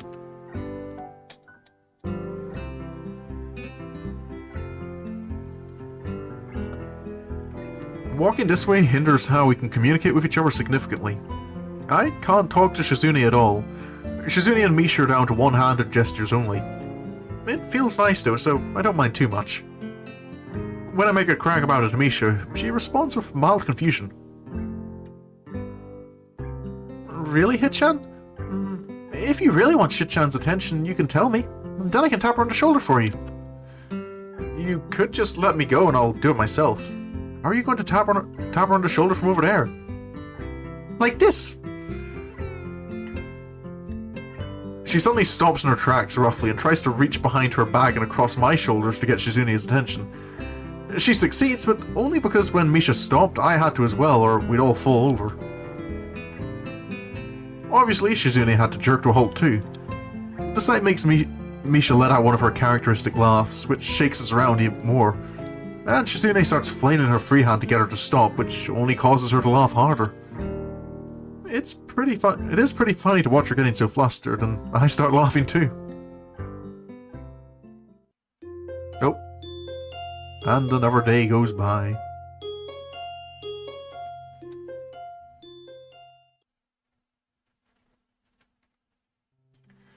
I've been neglecting my sign language studies, so I should probably spend some time studying up on it. Although, I think I've learned a lot just by osmosis. I'm very proud of that, and will have to be careful not to brag about it. Most of the books I brought with me aren't manuals on learning sign language, but studies about different signing dialects. I know Shizune has some secret signals with Misha that only the two of them know the meaning of. After seeing a couple of them, this book caught my eye in the school library. Maybe I should incorporate some examples into my own signing to mess with them. Because I'm pretty sure that they have started using their code words more when I started learning sign language. That will teach them. Starting to wonder which Hisao I hate them. Definitely not Lily or Hanago. I feel Rin. I feel like in Rin's route, Hisao was just like persistently refusing to like the thing was right there in front of him. Like Rin was several times telling him exactly what, and he just blanked on her.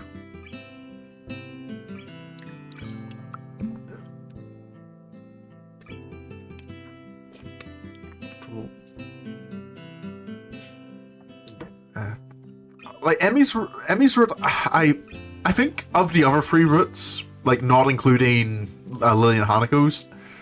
Lily and Hanako's, I think, kind of are even. Like I think maybe Hanako's a bit more. For the Hisao I like the most. But if we're talking like the other three, I think Emmy, he could have been more empathetic. And like, for the most part, he wasn't too bad, but there were like some scenes where he just really let himself down. Generally at the worst times as well. Rin's route, though, was just, oh. And it's hard to say too much in Shizune's route, because I suppose I haven't finished it, but that interaction with Hideaki, like, really lowered my opinion of him.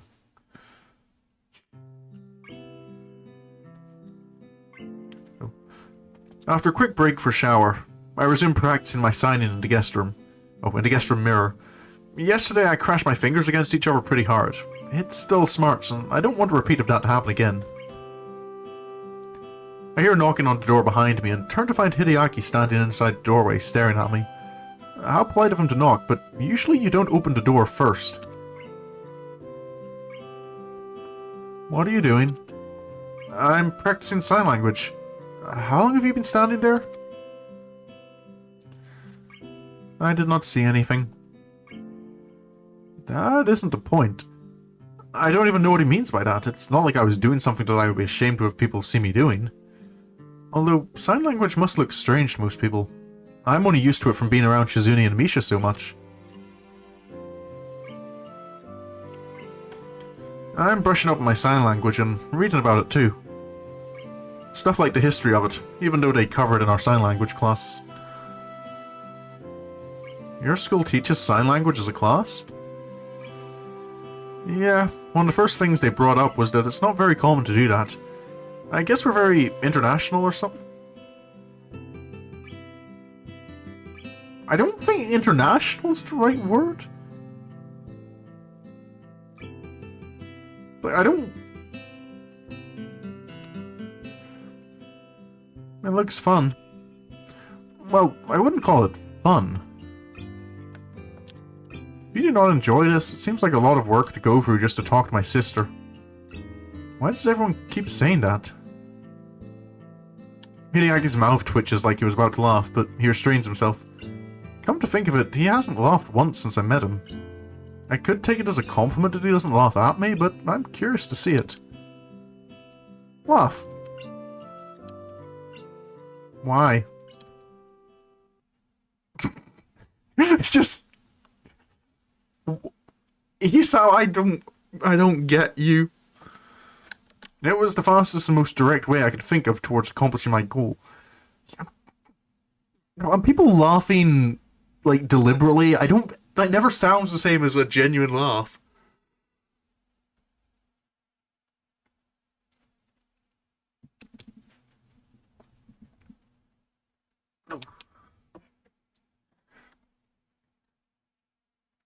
Can you teach me sign language? He says it plainly, but his body language is nervous, showing that he clearly needs to put some effort into ask. I guess Hideaki likes his sister after all.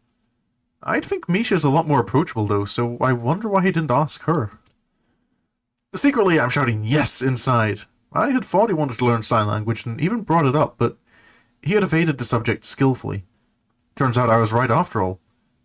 I don't really know why this makes me so pleased. Sure. But now that I think about it, I'm not a sign language teacher. I don't even know where to start.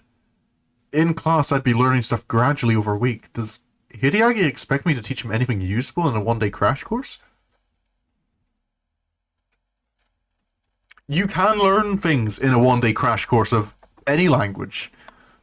Things like thank you, or I think are good places. Was like I kind of seen somewhere like if like 5 phrases that like if you're that will like tend to serve you if you're like traveling to somewhere short notice and like okay, I don't know the language, but I need to have like some level. As in most places you can. I'm trying to remember what they are, but I know like thank you is one of them.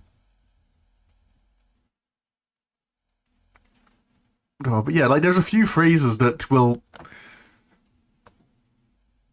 Yeah, it's definitely you'd want more, but it's definitely stuff that's usable.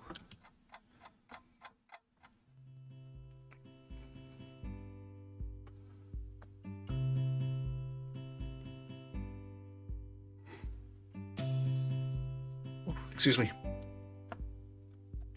My teacher spent a couple of days just giving a history of sign language. I decided to start off with that, to buy some time while I figure out how I can segue it into the hard stuff. Don't start with the hard stuff. 5 minutes in, Hideaki raises his hand. I don't understand what you're doing. Well, you can't just jump into teaching, you know, you have to ease into it. It's like when you go swimming, you don't just jump in the lake like in some movie. I do not swim. It's like scientists managed to create a process to suck out all the hyperactive, infuriating, and childish qualities of a small child and then implant them into the dad, creating a raging jerk dad and leaving behind Hideaki. I can feel claustrophobic, despite the fact that the guest room is 3 times bigger than my dorm room and there's just the 2 of us in here. It's all in my head, I know it, and I don't care. I still use it as an excuse to move the lesson outside. Damn, that's a garden. Or are we at the park? It's a lot easier to concentrate out here. Even the precious few seconds it took to relocate managed to allow me to sort out my thoughts. And there were no questions during this time. Hideaki can't seem to talk and walk at the same time. We're talking? It's weird to have them for them to be worded. I've always heard it walk and talk. Eventually, however, I start to realize that if I'm going to teach him anything, I have to keep the lesson constantly moving. The second there's an opening for it, he'll ask a question, which will lead to more questions. Then there's no end to it. The second time he asks me why a certain hand motion means what it does, and I have to reach deep into my memory to look for etymology that I don't know anything about, a gesture I only knew about a month longer than him, I start looking for an out. Hideaki, let's take a break. Okay. What is your school like?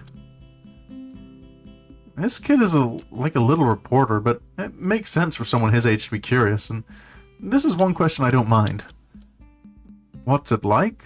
I've never really thought about it. It's on top of this mountain, so it feels kind of isolated and lonely up there sometimes. Even though that's also why it has a pretty great view. The students there are interesting. Actually, I felt bad at first. You know what kind of school it is, right? Yes. I felt bad because I didn't want to go there. I don't even remember exactly what I was thinking at the time. Probably it was something like a school for crippled people would be a depressing place.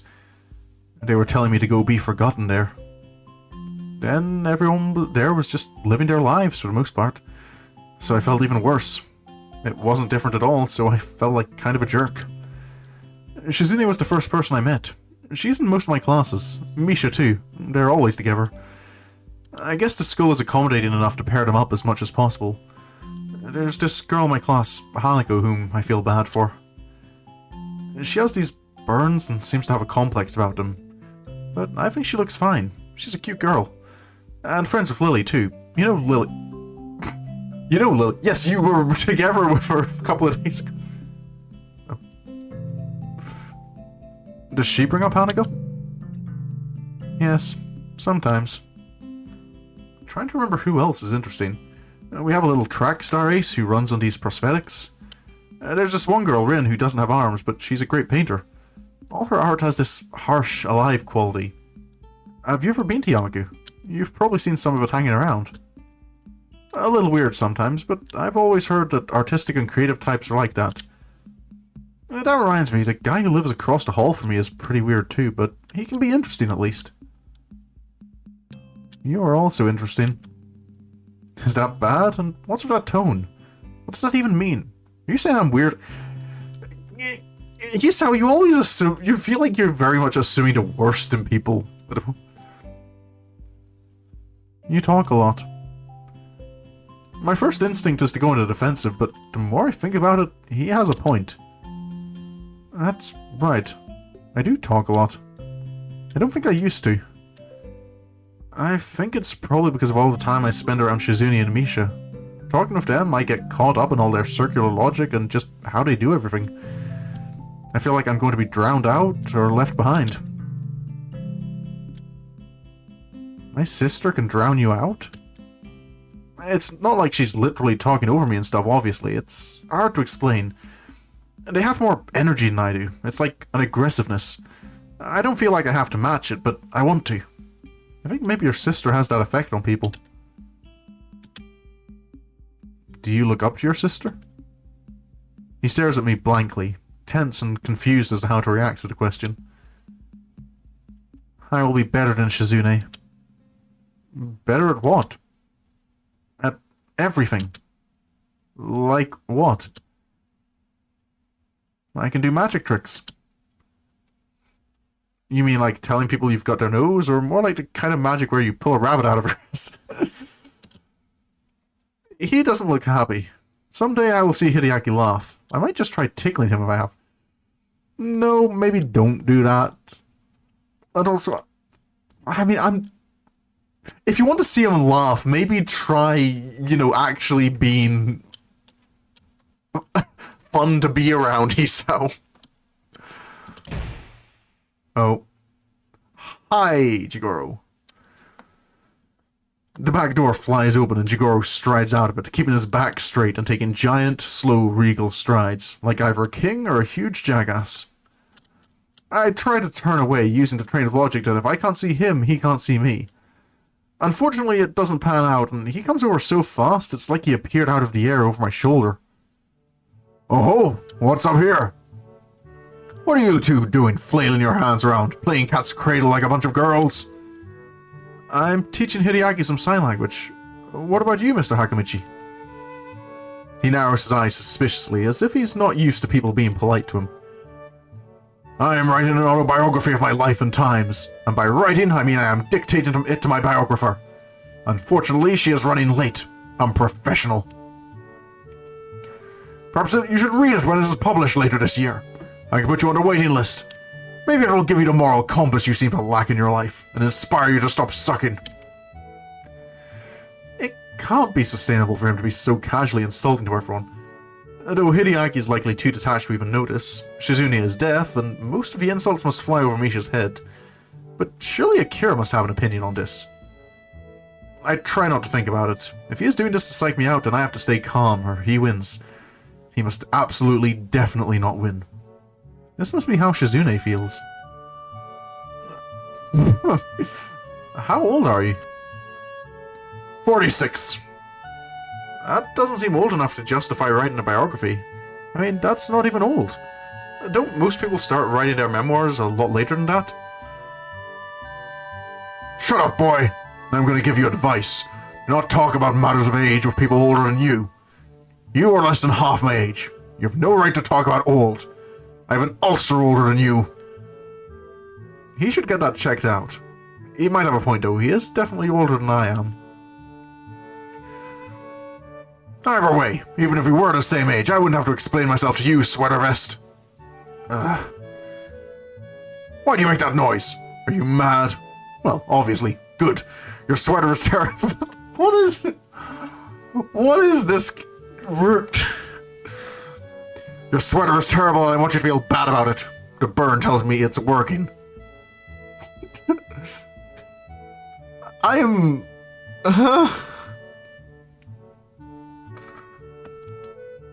I like my sweater. I'm sure you like huffing glue, too. That doesn't make it right. I don't huff glue. Where did you get the impression I do? That is slander. I wonder how Hideaki knows what slander is. Maybe Jigoro is a lawyer. I can sort of see that, although I thought only TV lawyers were this antagonistic. I don't know if I should take the chance and ask if that's his job. Also, Hisao, I feel you really underestimate Hideaki. Like, he seems like a pretty smart kid.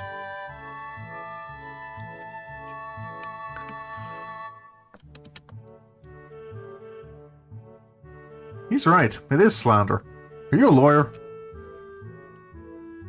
I was guessing. I guess based on the fact that you're stupid. It's like how you're assuming I'm a lawyer, except you have no reason to think that. If you want to know what I do so badly, why don't you pre-order my autobiography? Now you're insulting my book, and by extension my entire life. What gives you the right to do that? Arrogant. I'm trying to think of how I can make you understand my struggle. Maybe by beating you with my autobiography.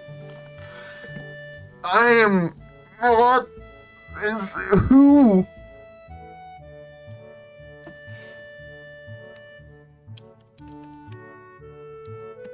Like, so Jigoro is a little bit, like, completely detaching me from the story here.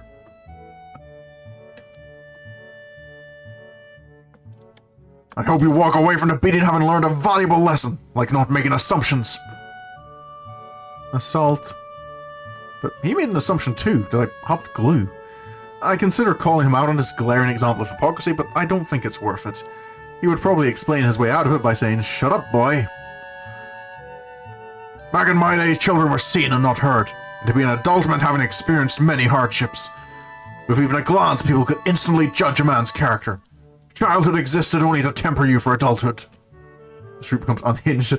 Yeah, I'm starting to see that again. When you look at me, can you not see the catalogue of my experiences even at a glance? Maybe? Were you a sword fighter? He could also be Hawaiian, and a werewolf. Wait, didn't you tell me before not to make assumptions? Now you just asked me to assume stuff. You're saying everyone... You're saying everyone when you were my age did it. That had to be, like, the 80s. That wasn't even that long ago. Hisao, stop talking. You're just gonna... It doesn't matter what you say. It doesn't matter how good or how dumb it is. This guy's not... I'm ready to give him a... Hisao, again, don't. Especially to a guy who has a sword.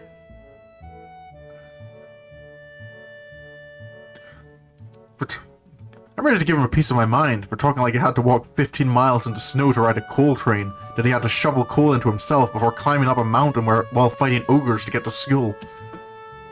But now that I finally want to fight, Jigoro is happy to have a good thing going, just continuing to ram about how difficult it was growing up one generation ago, twirling his sword like a baton and stopping occasionally to yawn or check the time.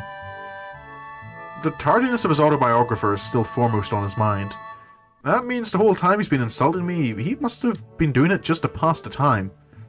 To add insult to insult, his watch is also really nice.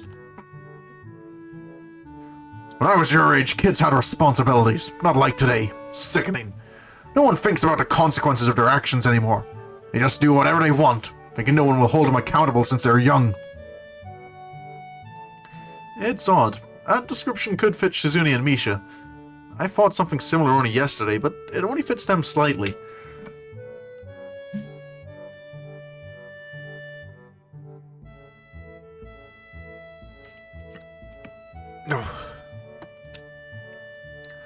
Look at yourself.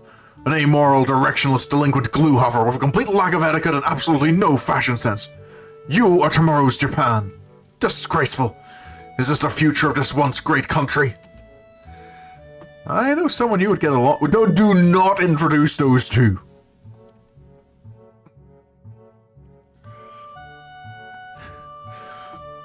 Don't interrupt. Who? One of your friends? Why do I want to talk to some awful teenager? Have you even been listening? Why are you so rude, boy? Your attitude is not one that will make you a lot of friends. I wish you would stop giving me so much advice. Or at least I wish he would give me advice that he would have the decency to adhere to himself. Where have you been? Huh? Not you, idiot! Oh. Hi, Shizune. Oops, I didn't notice you there. Shizune smiles and gives a short wave. Her arrival made Jigoro stop talking, so I'm already happy to see her for that reason alone. Misha and I decided to go into town again. Hisao, I noticed you were looking at some clothes yesterday in a store window, and I thought I would go back and buy some of them for you. It was supposed to be a surprise, though. She looks annoyed that the surprise is ruined, even though she ruined it herself. Here you go. Oh, thanks. Misha wanted to cut her hair. I told her not to, but she said it was too hot for the summer. Yeah, I don't know. That makes a lot of sense to me. It must be like an oven under there. I kind of want to see it. Where is Misha I think Shizune just told you. Oh, never mind. She's just hiding, waiting for a dramatic moment. Over here. Hi, Hitchan. Hi, Mr. Shitchan's father. Hi, Hideaki. Oh. Misha runs around us once in a wide circle before stopping next to Shizune. For the first time, she hasn't put her hands over my eyes. Although now I see she has bags of her own to carry, so it's not like she could have, even if she wanted to. Although I am positive she's tried before. Her meticulously styled curls are gone now in favor of a much shorter, sportier look. Misha even looks happier than usual. Probably because she knows she won't have to wake up at the crack of dawn every morning just to do her hair. What is that haircut? You look like an intern. Your old haircut merely made you look like you were wearing a pink judge wig. Judge to intern is a huge demotion. Hisao, is he saying something insulting? Tell him not to insult my friends. That's just gonna get Hisao more ridicule. Don't insult my friends. Which one of you is talking? Both of us. I agree with her. What do you think, Hitchan? You should have kept it like it was. Oh, Hitchan, you look disappointed. You don't like it either? Well, yeah. I'll admit I kind of liked your old haircut more, but I think this one is nice too. It suits you. Aw, thanks, Hitchan. Touching. If you like it so much, maybe you should too. English. If you like it so much, maybe you two should trade. You can't trade a haircut. What a shame. Even her old haircut would suit you so much more than your current slacker haircut. Awful. As for you... Actually, this is much less garish than your other haircut. I like it. Really? Thanks, Mr. Shizune's dad. It's Mr. Hakamichi. Talk like a normal person. I don't understand. Okay. I'll call you Mr. Hakamichi. It's like speaking to a slide whistle. Contemptible. Where's my biographer? Hideaki? He starts quietly muttering to himself and walks off. I guess a wannabe cranky old man like Jigoro would at the very least be hesitant to yell at girls. Suddenly he doubles back, unable to resist his urge to have to... He had the last word. And another thing. You do not have to be so loud. I do not like being shouted at. What? Shouting? I'm not shouting. I can't think of anyone more unqualified to talk about what's garish or to chastise someone else on shouting at people. It's like a parade of hypocrisies and the hits just keep coming. An unusual reaction seems to be taking place. Misha apparently finds Jigoro funny and laughs pretty much every time he says something, which only makes him berate her harder. I guess this is what they call a vicious circle. To be fair though, I think like Misha probably, to her, like, doesn't care.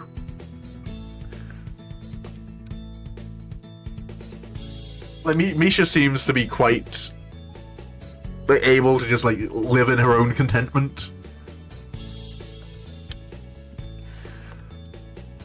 Misha's voice is punctuated with explosions of laughter and seems to come from everywhere. On the other hand, Jigoro's is booming and directed like a cannon. In any case, they are both unbelievably loud. The more they talk to each other, the more they seem to play off each other's volume and get louder. Ow, my ears hurt. Why are you I don't know what we're yelling about! Shizune's hands wrap around my eyes from behind, something I'm so used to Misha doing that for the first time I find myself confused by it since Misha's in front of me. She lets go and holds a finger up to her lips. What a perfect distraction. Now's our opportunity. Let's sneak off. Why do we have to sneak off? Why not just walk off? It wouldn't be as fun. It's decided. It's a secret mission.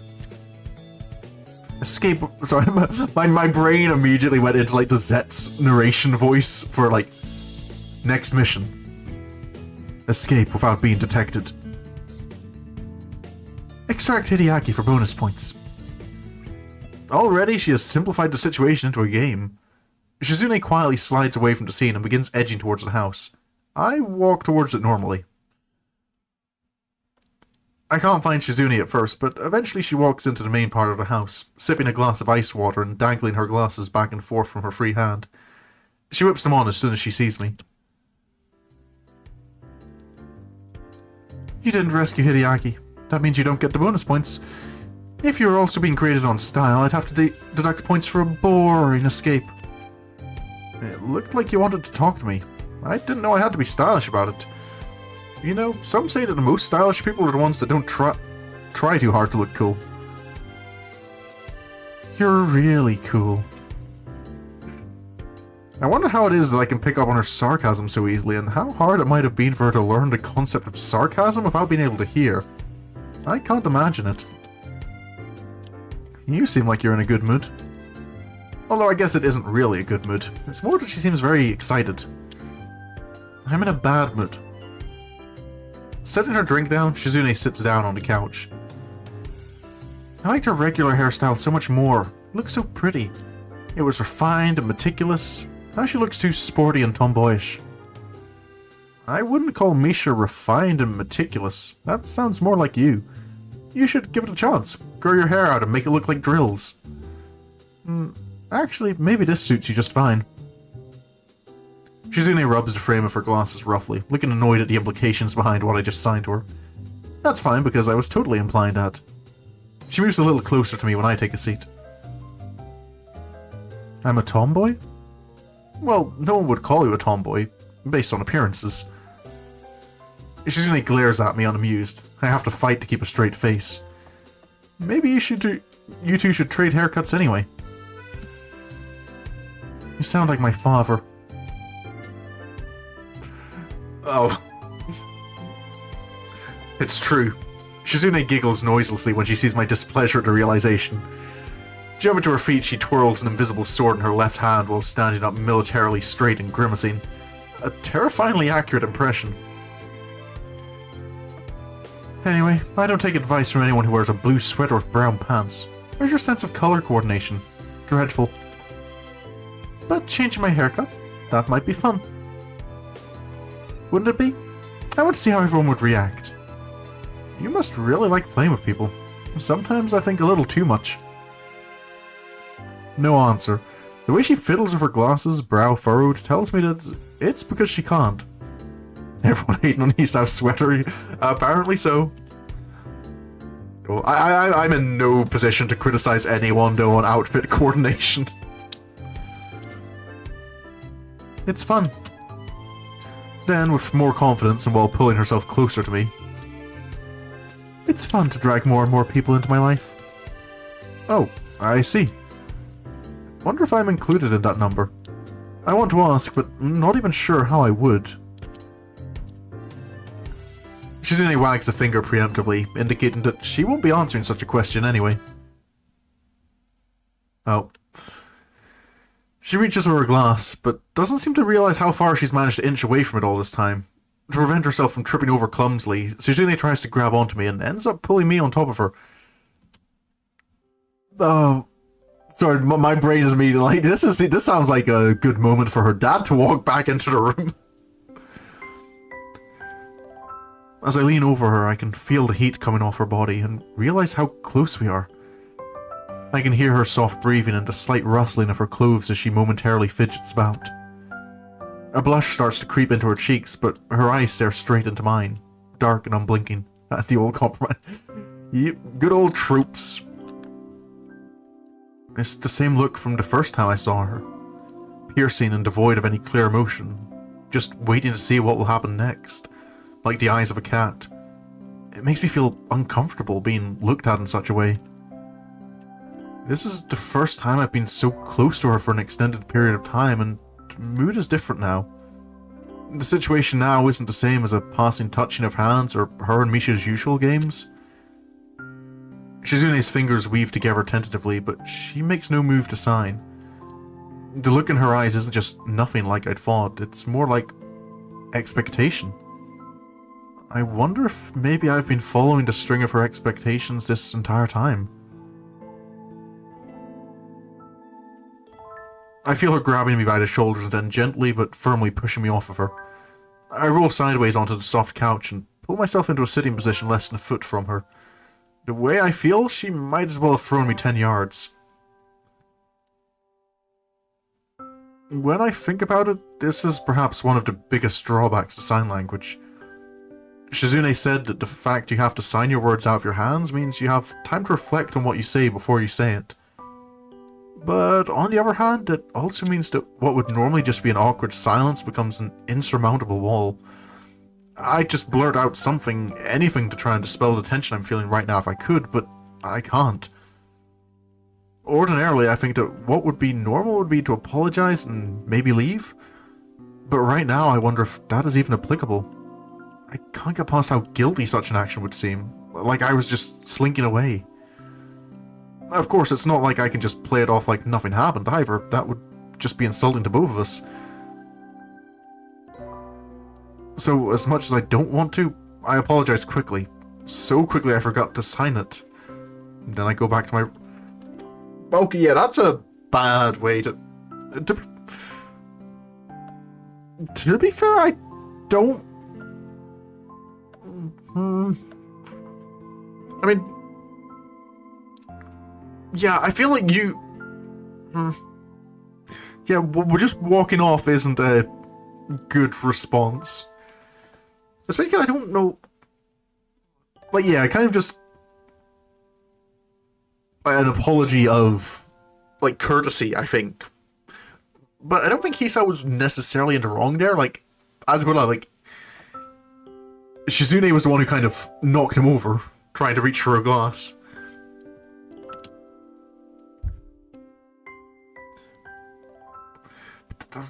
Yeah, but just walking away, like, that's... Sighing, I let myself fall backwards into bed. I wish I could just go to sleep right now, but I feel wide awake.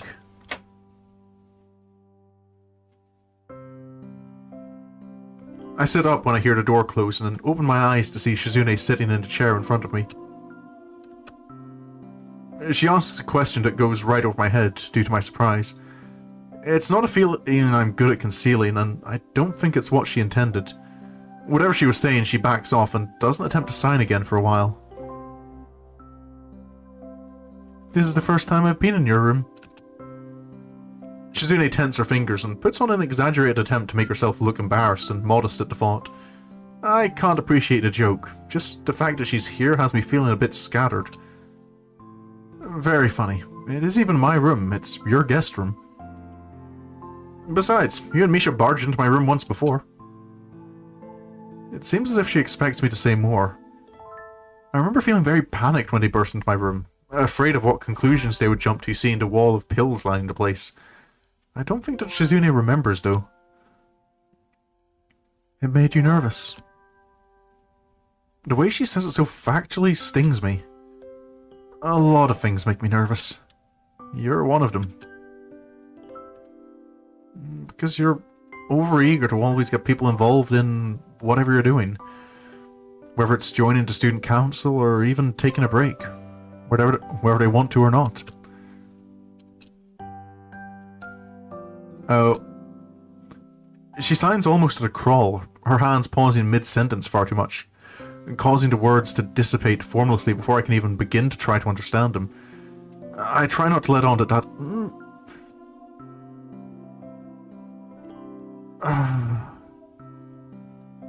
It seems to work, but she looks a little sad, and I regret that I have nothing to say to snap her from the strangely wistful and distant expression she is wearing. All I can do is wait for her to come out of it.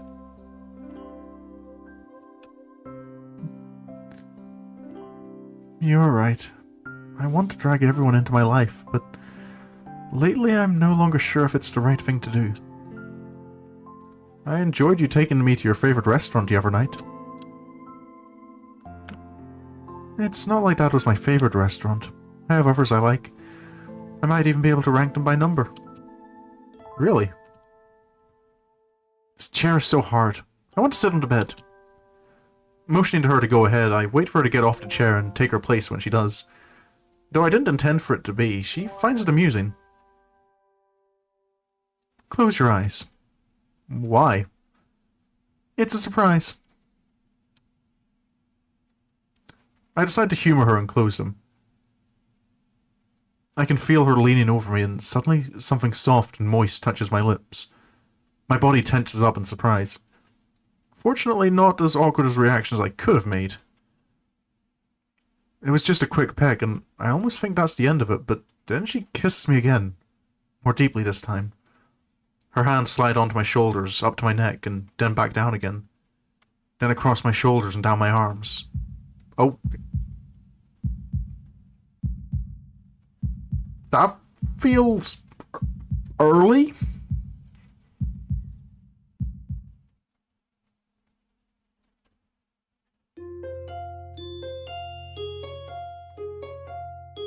Huh?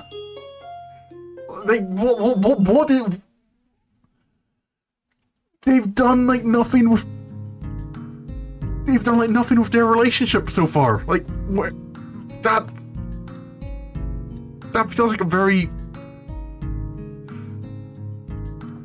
That feels like a very sudden first step.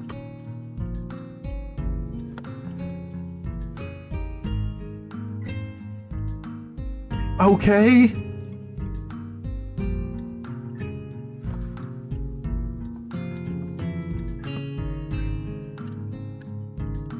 The days since then have passed so quickly that time seemed to slip through my fingers like water. Every time I've tried to talk with Shizune, she has been out running errands or with Misha. I feel as if she's avoiding me.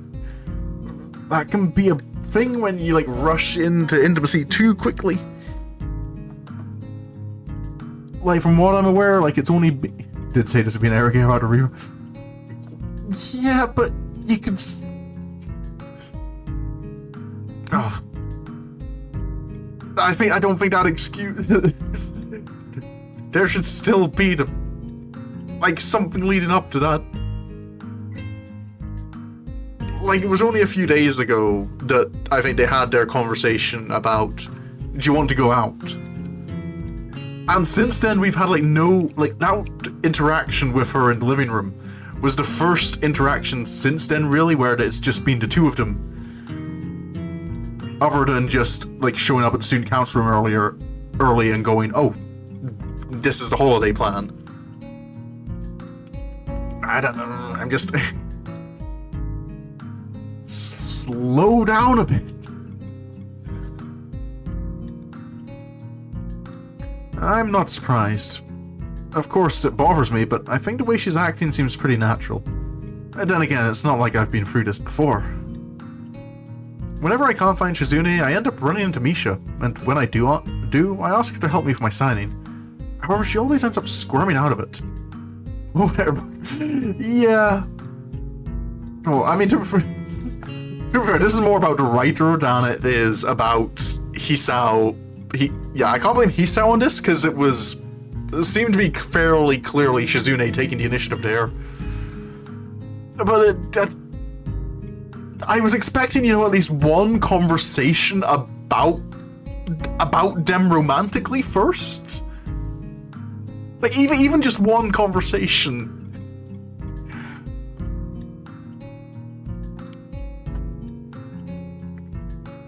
She took more than I suppose, I guess, I just have to assume what happened.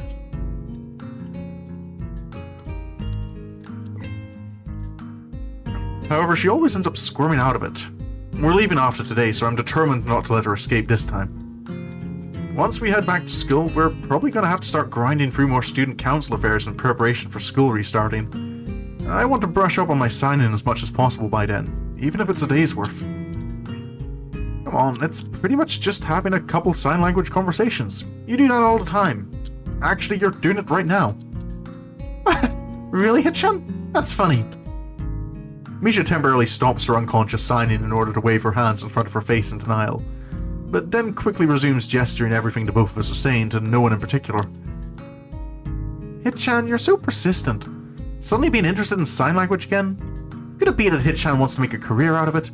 That's not fair. That was my idea first. You should be careful, Hitchan. Times change too quickly.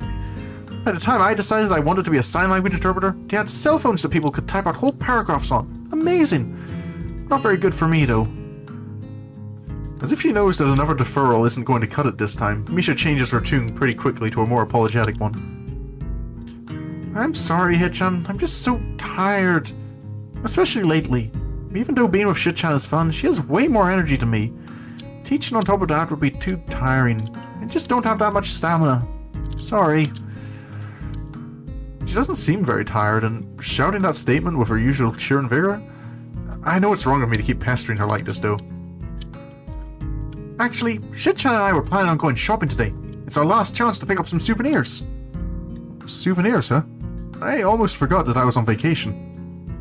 I understand what you're saying. Teaching doesn't seem so easy. Hideaki asked me to teach him how to sign, and I was unbelievably lost the whole time. Well, I wonder how it'll work out for you when you become a sign language teacher. You can't get tired too easily doing that.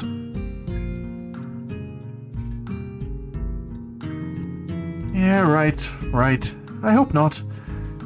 Hitchan, I'm kind of worried. But souvenirs, so some other time, Hitchan. Do you want us to get you something too? Just because I understand doesn't mean I don't want her to teach me.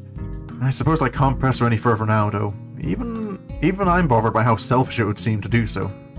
I give up. No, don't get me anything. I'm serious, don't surprise me with a funny shirt or something, okay? I don't like the sound of that. Slipping on her shoes, she yells goodbye to the otherwise empty house and opens the door to leave, letting a cool breath of fresh air into the hallway. A tuft of dark hair peeking from the doorframe tells me Shizune is waiting for her outside. Good morning. Misha translates for me from beyond the doorway, and Shizune turns around to give me a small wave. Even though it's different from her usual offhand greetings in the smallest ways, there is an unmistakable hesitation there. It leaves me with a vaguely empty and distant feeling. Hitchan, you're up early. Am I interrupting a conversation? Misha made no promise. No, she didn't. I was trying to get Misha to teach me how to talk to you, but I guess I was being impatient, and it can wait. You two are planning on going shopping today anyway. Having Misha there, I forget to sign my words as I say them. Unfortunately, since Shizune moved to fill the doorway, Misha is behind her. This brief misalignment in our positions means that what I'm saying is totally lost on her. I don't understand you at all. There are things I want to say that I can't put in a way she would understand, and there are entire conversations that she could have that would go right over my head. I want to tell her now that it won't be that way for much longer. Or just... Oh, were you confused for a bit, Kendi? It's gonna get a wee bit of getting used to Misha's new hairstyle. Instead, I just say, never mind, and tell them to have a good time. Then wave them off. It seems like everyone is out for today, so I sit down on the biggest and most comfortable looking chair in the living room with a book. Not a sign language book, but one of the novels I checked out at the library my first week.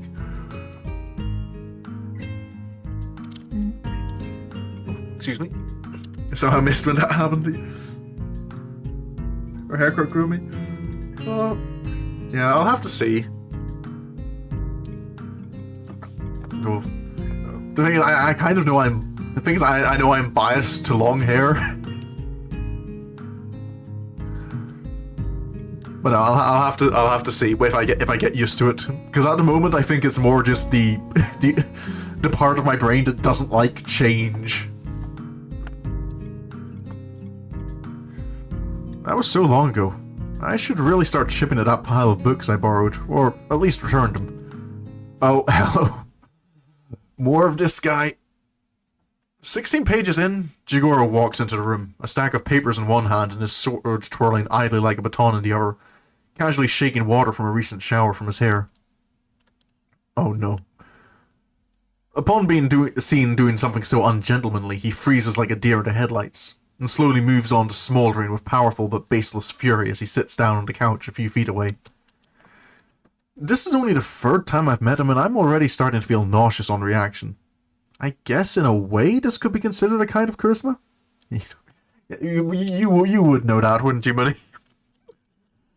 I haven't even said anything, and he already seems less than pleased. It's likely a bad idea to provoke him, and just talking to him may count as provoking him. However, I can't help thinking of the alternative situations that could play out.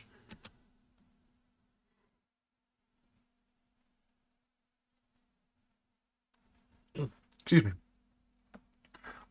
Let's say I don't open my mouth at all and walk away, maybe to go read in my room or outside. That would definitely go down as an unforgivable insult. He would probably tell me to hold it and destroy me. Either way, not too polite on my part. What are you reading?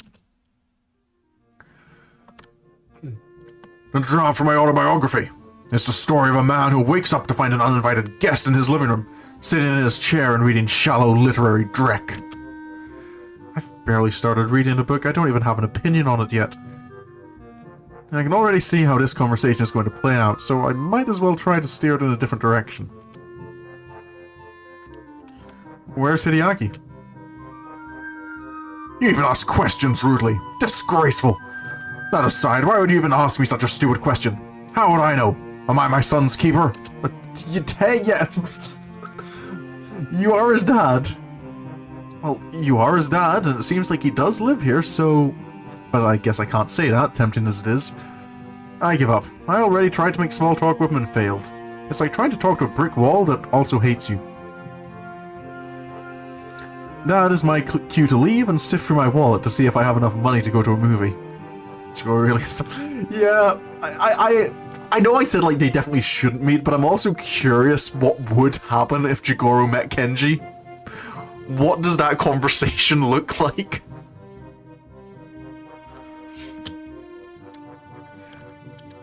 As I'm about to stand, I have second thoughts. I'm too tired to go through trying to smooth over my problematic situations by trying to continuously walk away from them. It's hypocritical of me to get upset at Misha for trying to defer things when I even run from my own girlfriend. Okay, so you do admit she's your girlfriend. Because that was something I don't think that really had been outright said. When Jigoro attempts to stop me, I'm almost glad, even though I no longer have any intention to leave. Wait! He says it with plenty of authority, but nothing else, as if it's just a particularly commanding afterthought. Only a very powerful or very arrogant person can tell someone to hold on in such a manner. I'm sort of impressed. You're in the student council of Shizune, aren't you? What's your job there? I don't think there are specific rules other than president. Shizune is always trying to round people up to help out here and there.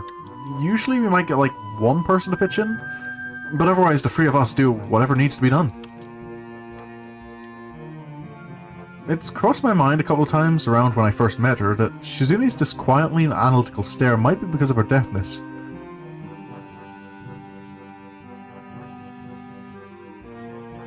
I'm yawning far too much at the moment. But it turns out it's a trait shared by everyone else in our family. And that is okay with you? Why wouldn't it be? You, Shizune, and that pink-haired girl. Is that really your entire student council? With a student council that small, they wouldn't even bother to hold elections. I'm going to take a guess and say that you didn't join the student council. Shizune drafted you into it. You said you do not know exactly what your title is. That makes sense. I suppose if you weren't even elected, you couldn't be expected to know. After all, if you are not elected, you aren't really anything. No one is going to respect a student council like that. An unelected body of free people trying to scrounge up the equivalent of temp workers. It must be a sorry school if free kids having a tea party can handle every issue. Well, what's how small it is have to do with anything? If the student council gets things done, isn't that enough? It's not just a game either. Maybe don't invite him to the school. The school does not need Shigoro there. Maybe you should actually come to the school one day. If you get there on the right days, you might even be able to see what Shizune is able to accomplish. Do you think that I have so much free time that I can afford to waltz over to your boondukes and watch my daughter's feats of self-aggrandizement? I've never been more disgusted in my life. What you're saying is they might as well not have a student council. But the fact remains there is one, and Shizune got elected to it. And for her it isn't a meaningless position. In fact, she works very hard for it. You sound like someone who voted for her. No, I wasn't there for that. You didn't even vote for her! Well, besides that, why don't you ask Hideaki about this? Shizune has wanted to be a high school student council president since middle school. She would have him read all her practice speeches, wasting his time. For what reason? This whole time, he hasn't even looked up from thumbing through his manuscript. It's getting increasingly frustrating. Because it isn't a game. We don't run to school, but it's not like we're just playing at it and not taking it seriously. I wonder if it's so wrong to not be a purist. I have been to your school. Really. The students there. I can already think of about a million things he might say, and I'm preparing for my heart to sink on hearing any of them. It's funny. They're probably things I've thought before. They don't even have cleaning duty! That was not what I expected at all. He's also wrong. They do. I should know, I get to skip out on it since I'm a student. Don't talk about skipping out on stuff. The concept of being wrong confuses Shigoro. I should take this opportunity to go on the attack. It's really odd that I'm thinking this way about a simple conflict. Baby, don't go on the attack, Hisao! It sounds like the last time you were there was really some time ago. If you can leisurely write some memoirs, you can talk to Shizune now and then. Don't you think that she has stuff she is proud of? That's how young people are. You have things to be proud of. If you're writing an autobiography, you should get that. Such an opportunity, and I blew it. I don't know how I was expecting him to react. Maybe introspectively, but Shigoro only goes angry. Yeah, what were you expecting? It's crazy, but not murder a kid was... Yeah, but still... Like, I don't think Hisao's gonna get anywhere with this guy. Yet, as he does, he also seems calmer in a way, more sure of himself and in control. Who do you think you are to assume that my life is so easy? You haven't even read my biography, yet you were able to tell me how I should handle all my affairs, including dealing with my own daughter. You could never understand. Even if I were to get up from this couch, walk over to you right now and punch you in the forehead with brass knuckles with a condensed edition of my life story on them, leaving my biography imprinted in your face, you would not understand. For 12 years, Shizune did not even talk to me, even though I hired multiple tutors and interpreters of all sorts for her to try and get her to become normal. It isn't as simple as you think it is. If she does not want to bother with me, then fine. I assume that is normal. When was the last time you talked to your parents? It has been a while, and I feel ashamed. More so that he caught me than at how easily I could have dropped my parents a phone call or sent them an email or even a letter, and I haven't. This knowledge only makes me feel more ashamed. I mean, you're not picking up the idea that he was like... Okay, now... there's two ways I can take that. One is that Shizune like had like sign language. He's talking about sign language interpreters, and Shizune's like, no, I'm not. I have nothing to say to this man. Or he's more like trying to get like he thinks he can just like force Shizune into being able to hear. When he at least acknowledges he's out-based. Yeah. No, I hadn't really thought about it too much. I think she's purposely not speaking. Okay, yeah, that's what's... I kind of did want to, like, give him the benefit of the doubt that it's more, like... There was the possibility Shizune was... Yeah, but... I guess it's that scenario. Man doesn't acknowledge it. Yeah, okay. See, that's something to start with that bothers me with is Hisao, yeah, like, that's something he should be considering. It's like, he has been neglecting his own parents. But he's not picking up on the fact that this guy's like... I thought so. If I wanted to see my parents, I couldn't. This is different. You aren't that far away from her, it's one train ride away. That is enough. No means no. You're very persistent. If only it was about something that mattered. I can't see what you may have learned from my daughter aside from that and how to backtalk people. Is that it? The answer is yes. I wasn't this persistent or argumentative before meeting Shizune and Misha. After all, prior to meeting them, I'd just experienced a small death. It's a mystery as to why I refused to join the student council in the first place. Probably it was trying to get away from their nagging so much that I was able to get my energy back. It's a cute idea. I think again about why I'm still here. Arguing with Jigoro is pointless, yet I think I almost looked forward to it. And he is right. I cannot understand him. Even if I did, I wouldn't care. I'm a louse that crawls on a whale. Wholly insignificant.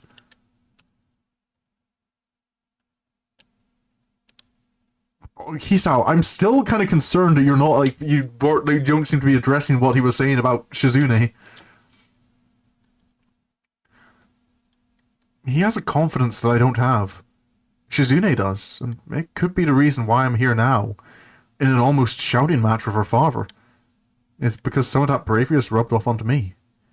However, I don't have anything to keep it going. Still, I hate him. I don't know what I can do. A few months ago, I think I would have punched him and let the consequences play out as they may. That would not have gone well for you, my friend. But now I can't risk it. If he were to hit me back, he'd likely kill me. Yeah. So in the end, the only thing I can do is look at Jigoro in silence, knowing that I have no reply and hate him, and feel completely at a loss. Oddly, he takes it... What do you mean, oddly? He takes everything as defiance. Fine then. Have fun with that. Picking up his sword and using it to pull himself to his feet, he turns and casually saunters out of the room. I want to throw my book after him, but I'm happy to finally be alone, even if I'm not in the mood to read any longer. Okay, you never... You're just blanking on that, Hisao?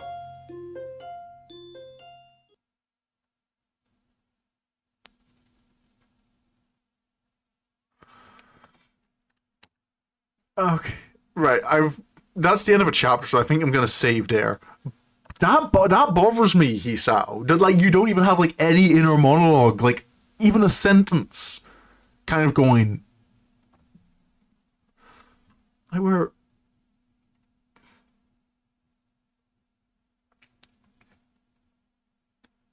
Yeah, like that. Like try to get her to become normal. Like you don't know. Hisao, that bothers me. Like, if that's your girlfriend, you should that should be something you care about.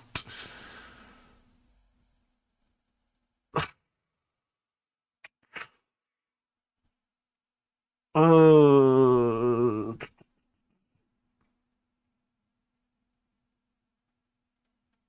that's a fantasia. Uh, I'm.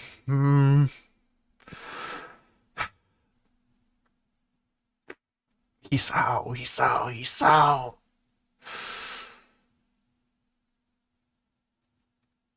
Oh, that's no, that does bother me a little bit.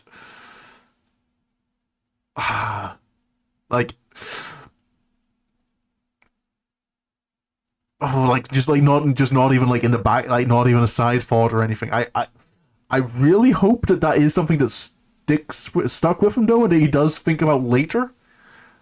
If he just like completely blanks on that and like it never comes up again, I'm gonna be pretty annoyed with him. I did save, didn't I? Yes, I did. Okay. But yeah, so that was part 25. I suppose, let me do a check of library Shizune. So we're into Act 3. That looks like we're about halfway through the different acts of Shizune's.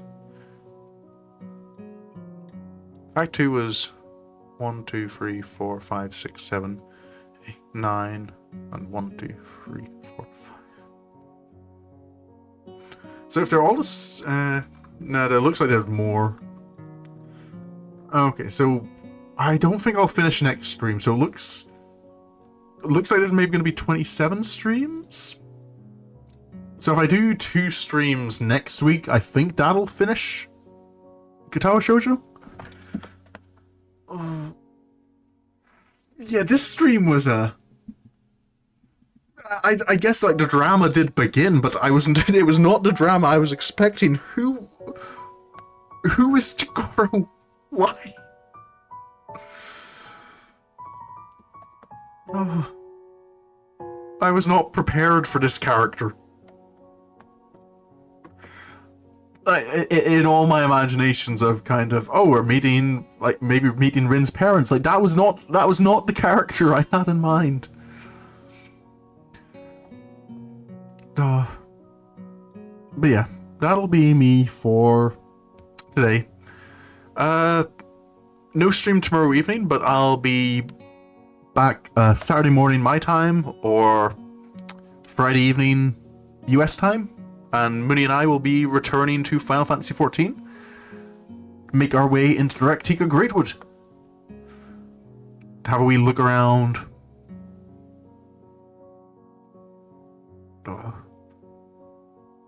Where is it? Yeah. Have a good night? Yeah, I will have a good night. So yeah. No other particular announcements, so I'll just say thank you for coming along. I hope you enjoyed. And until the next time I see you, I hope you have a good day, have a good evening, and goodbye.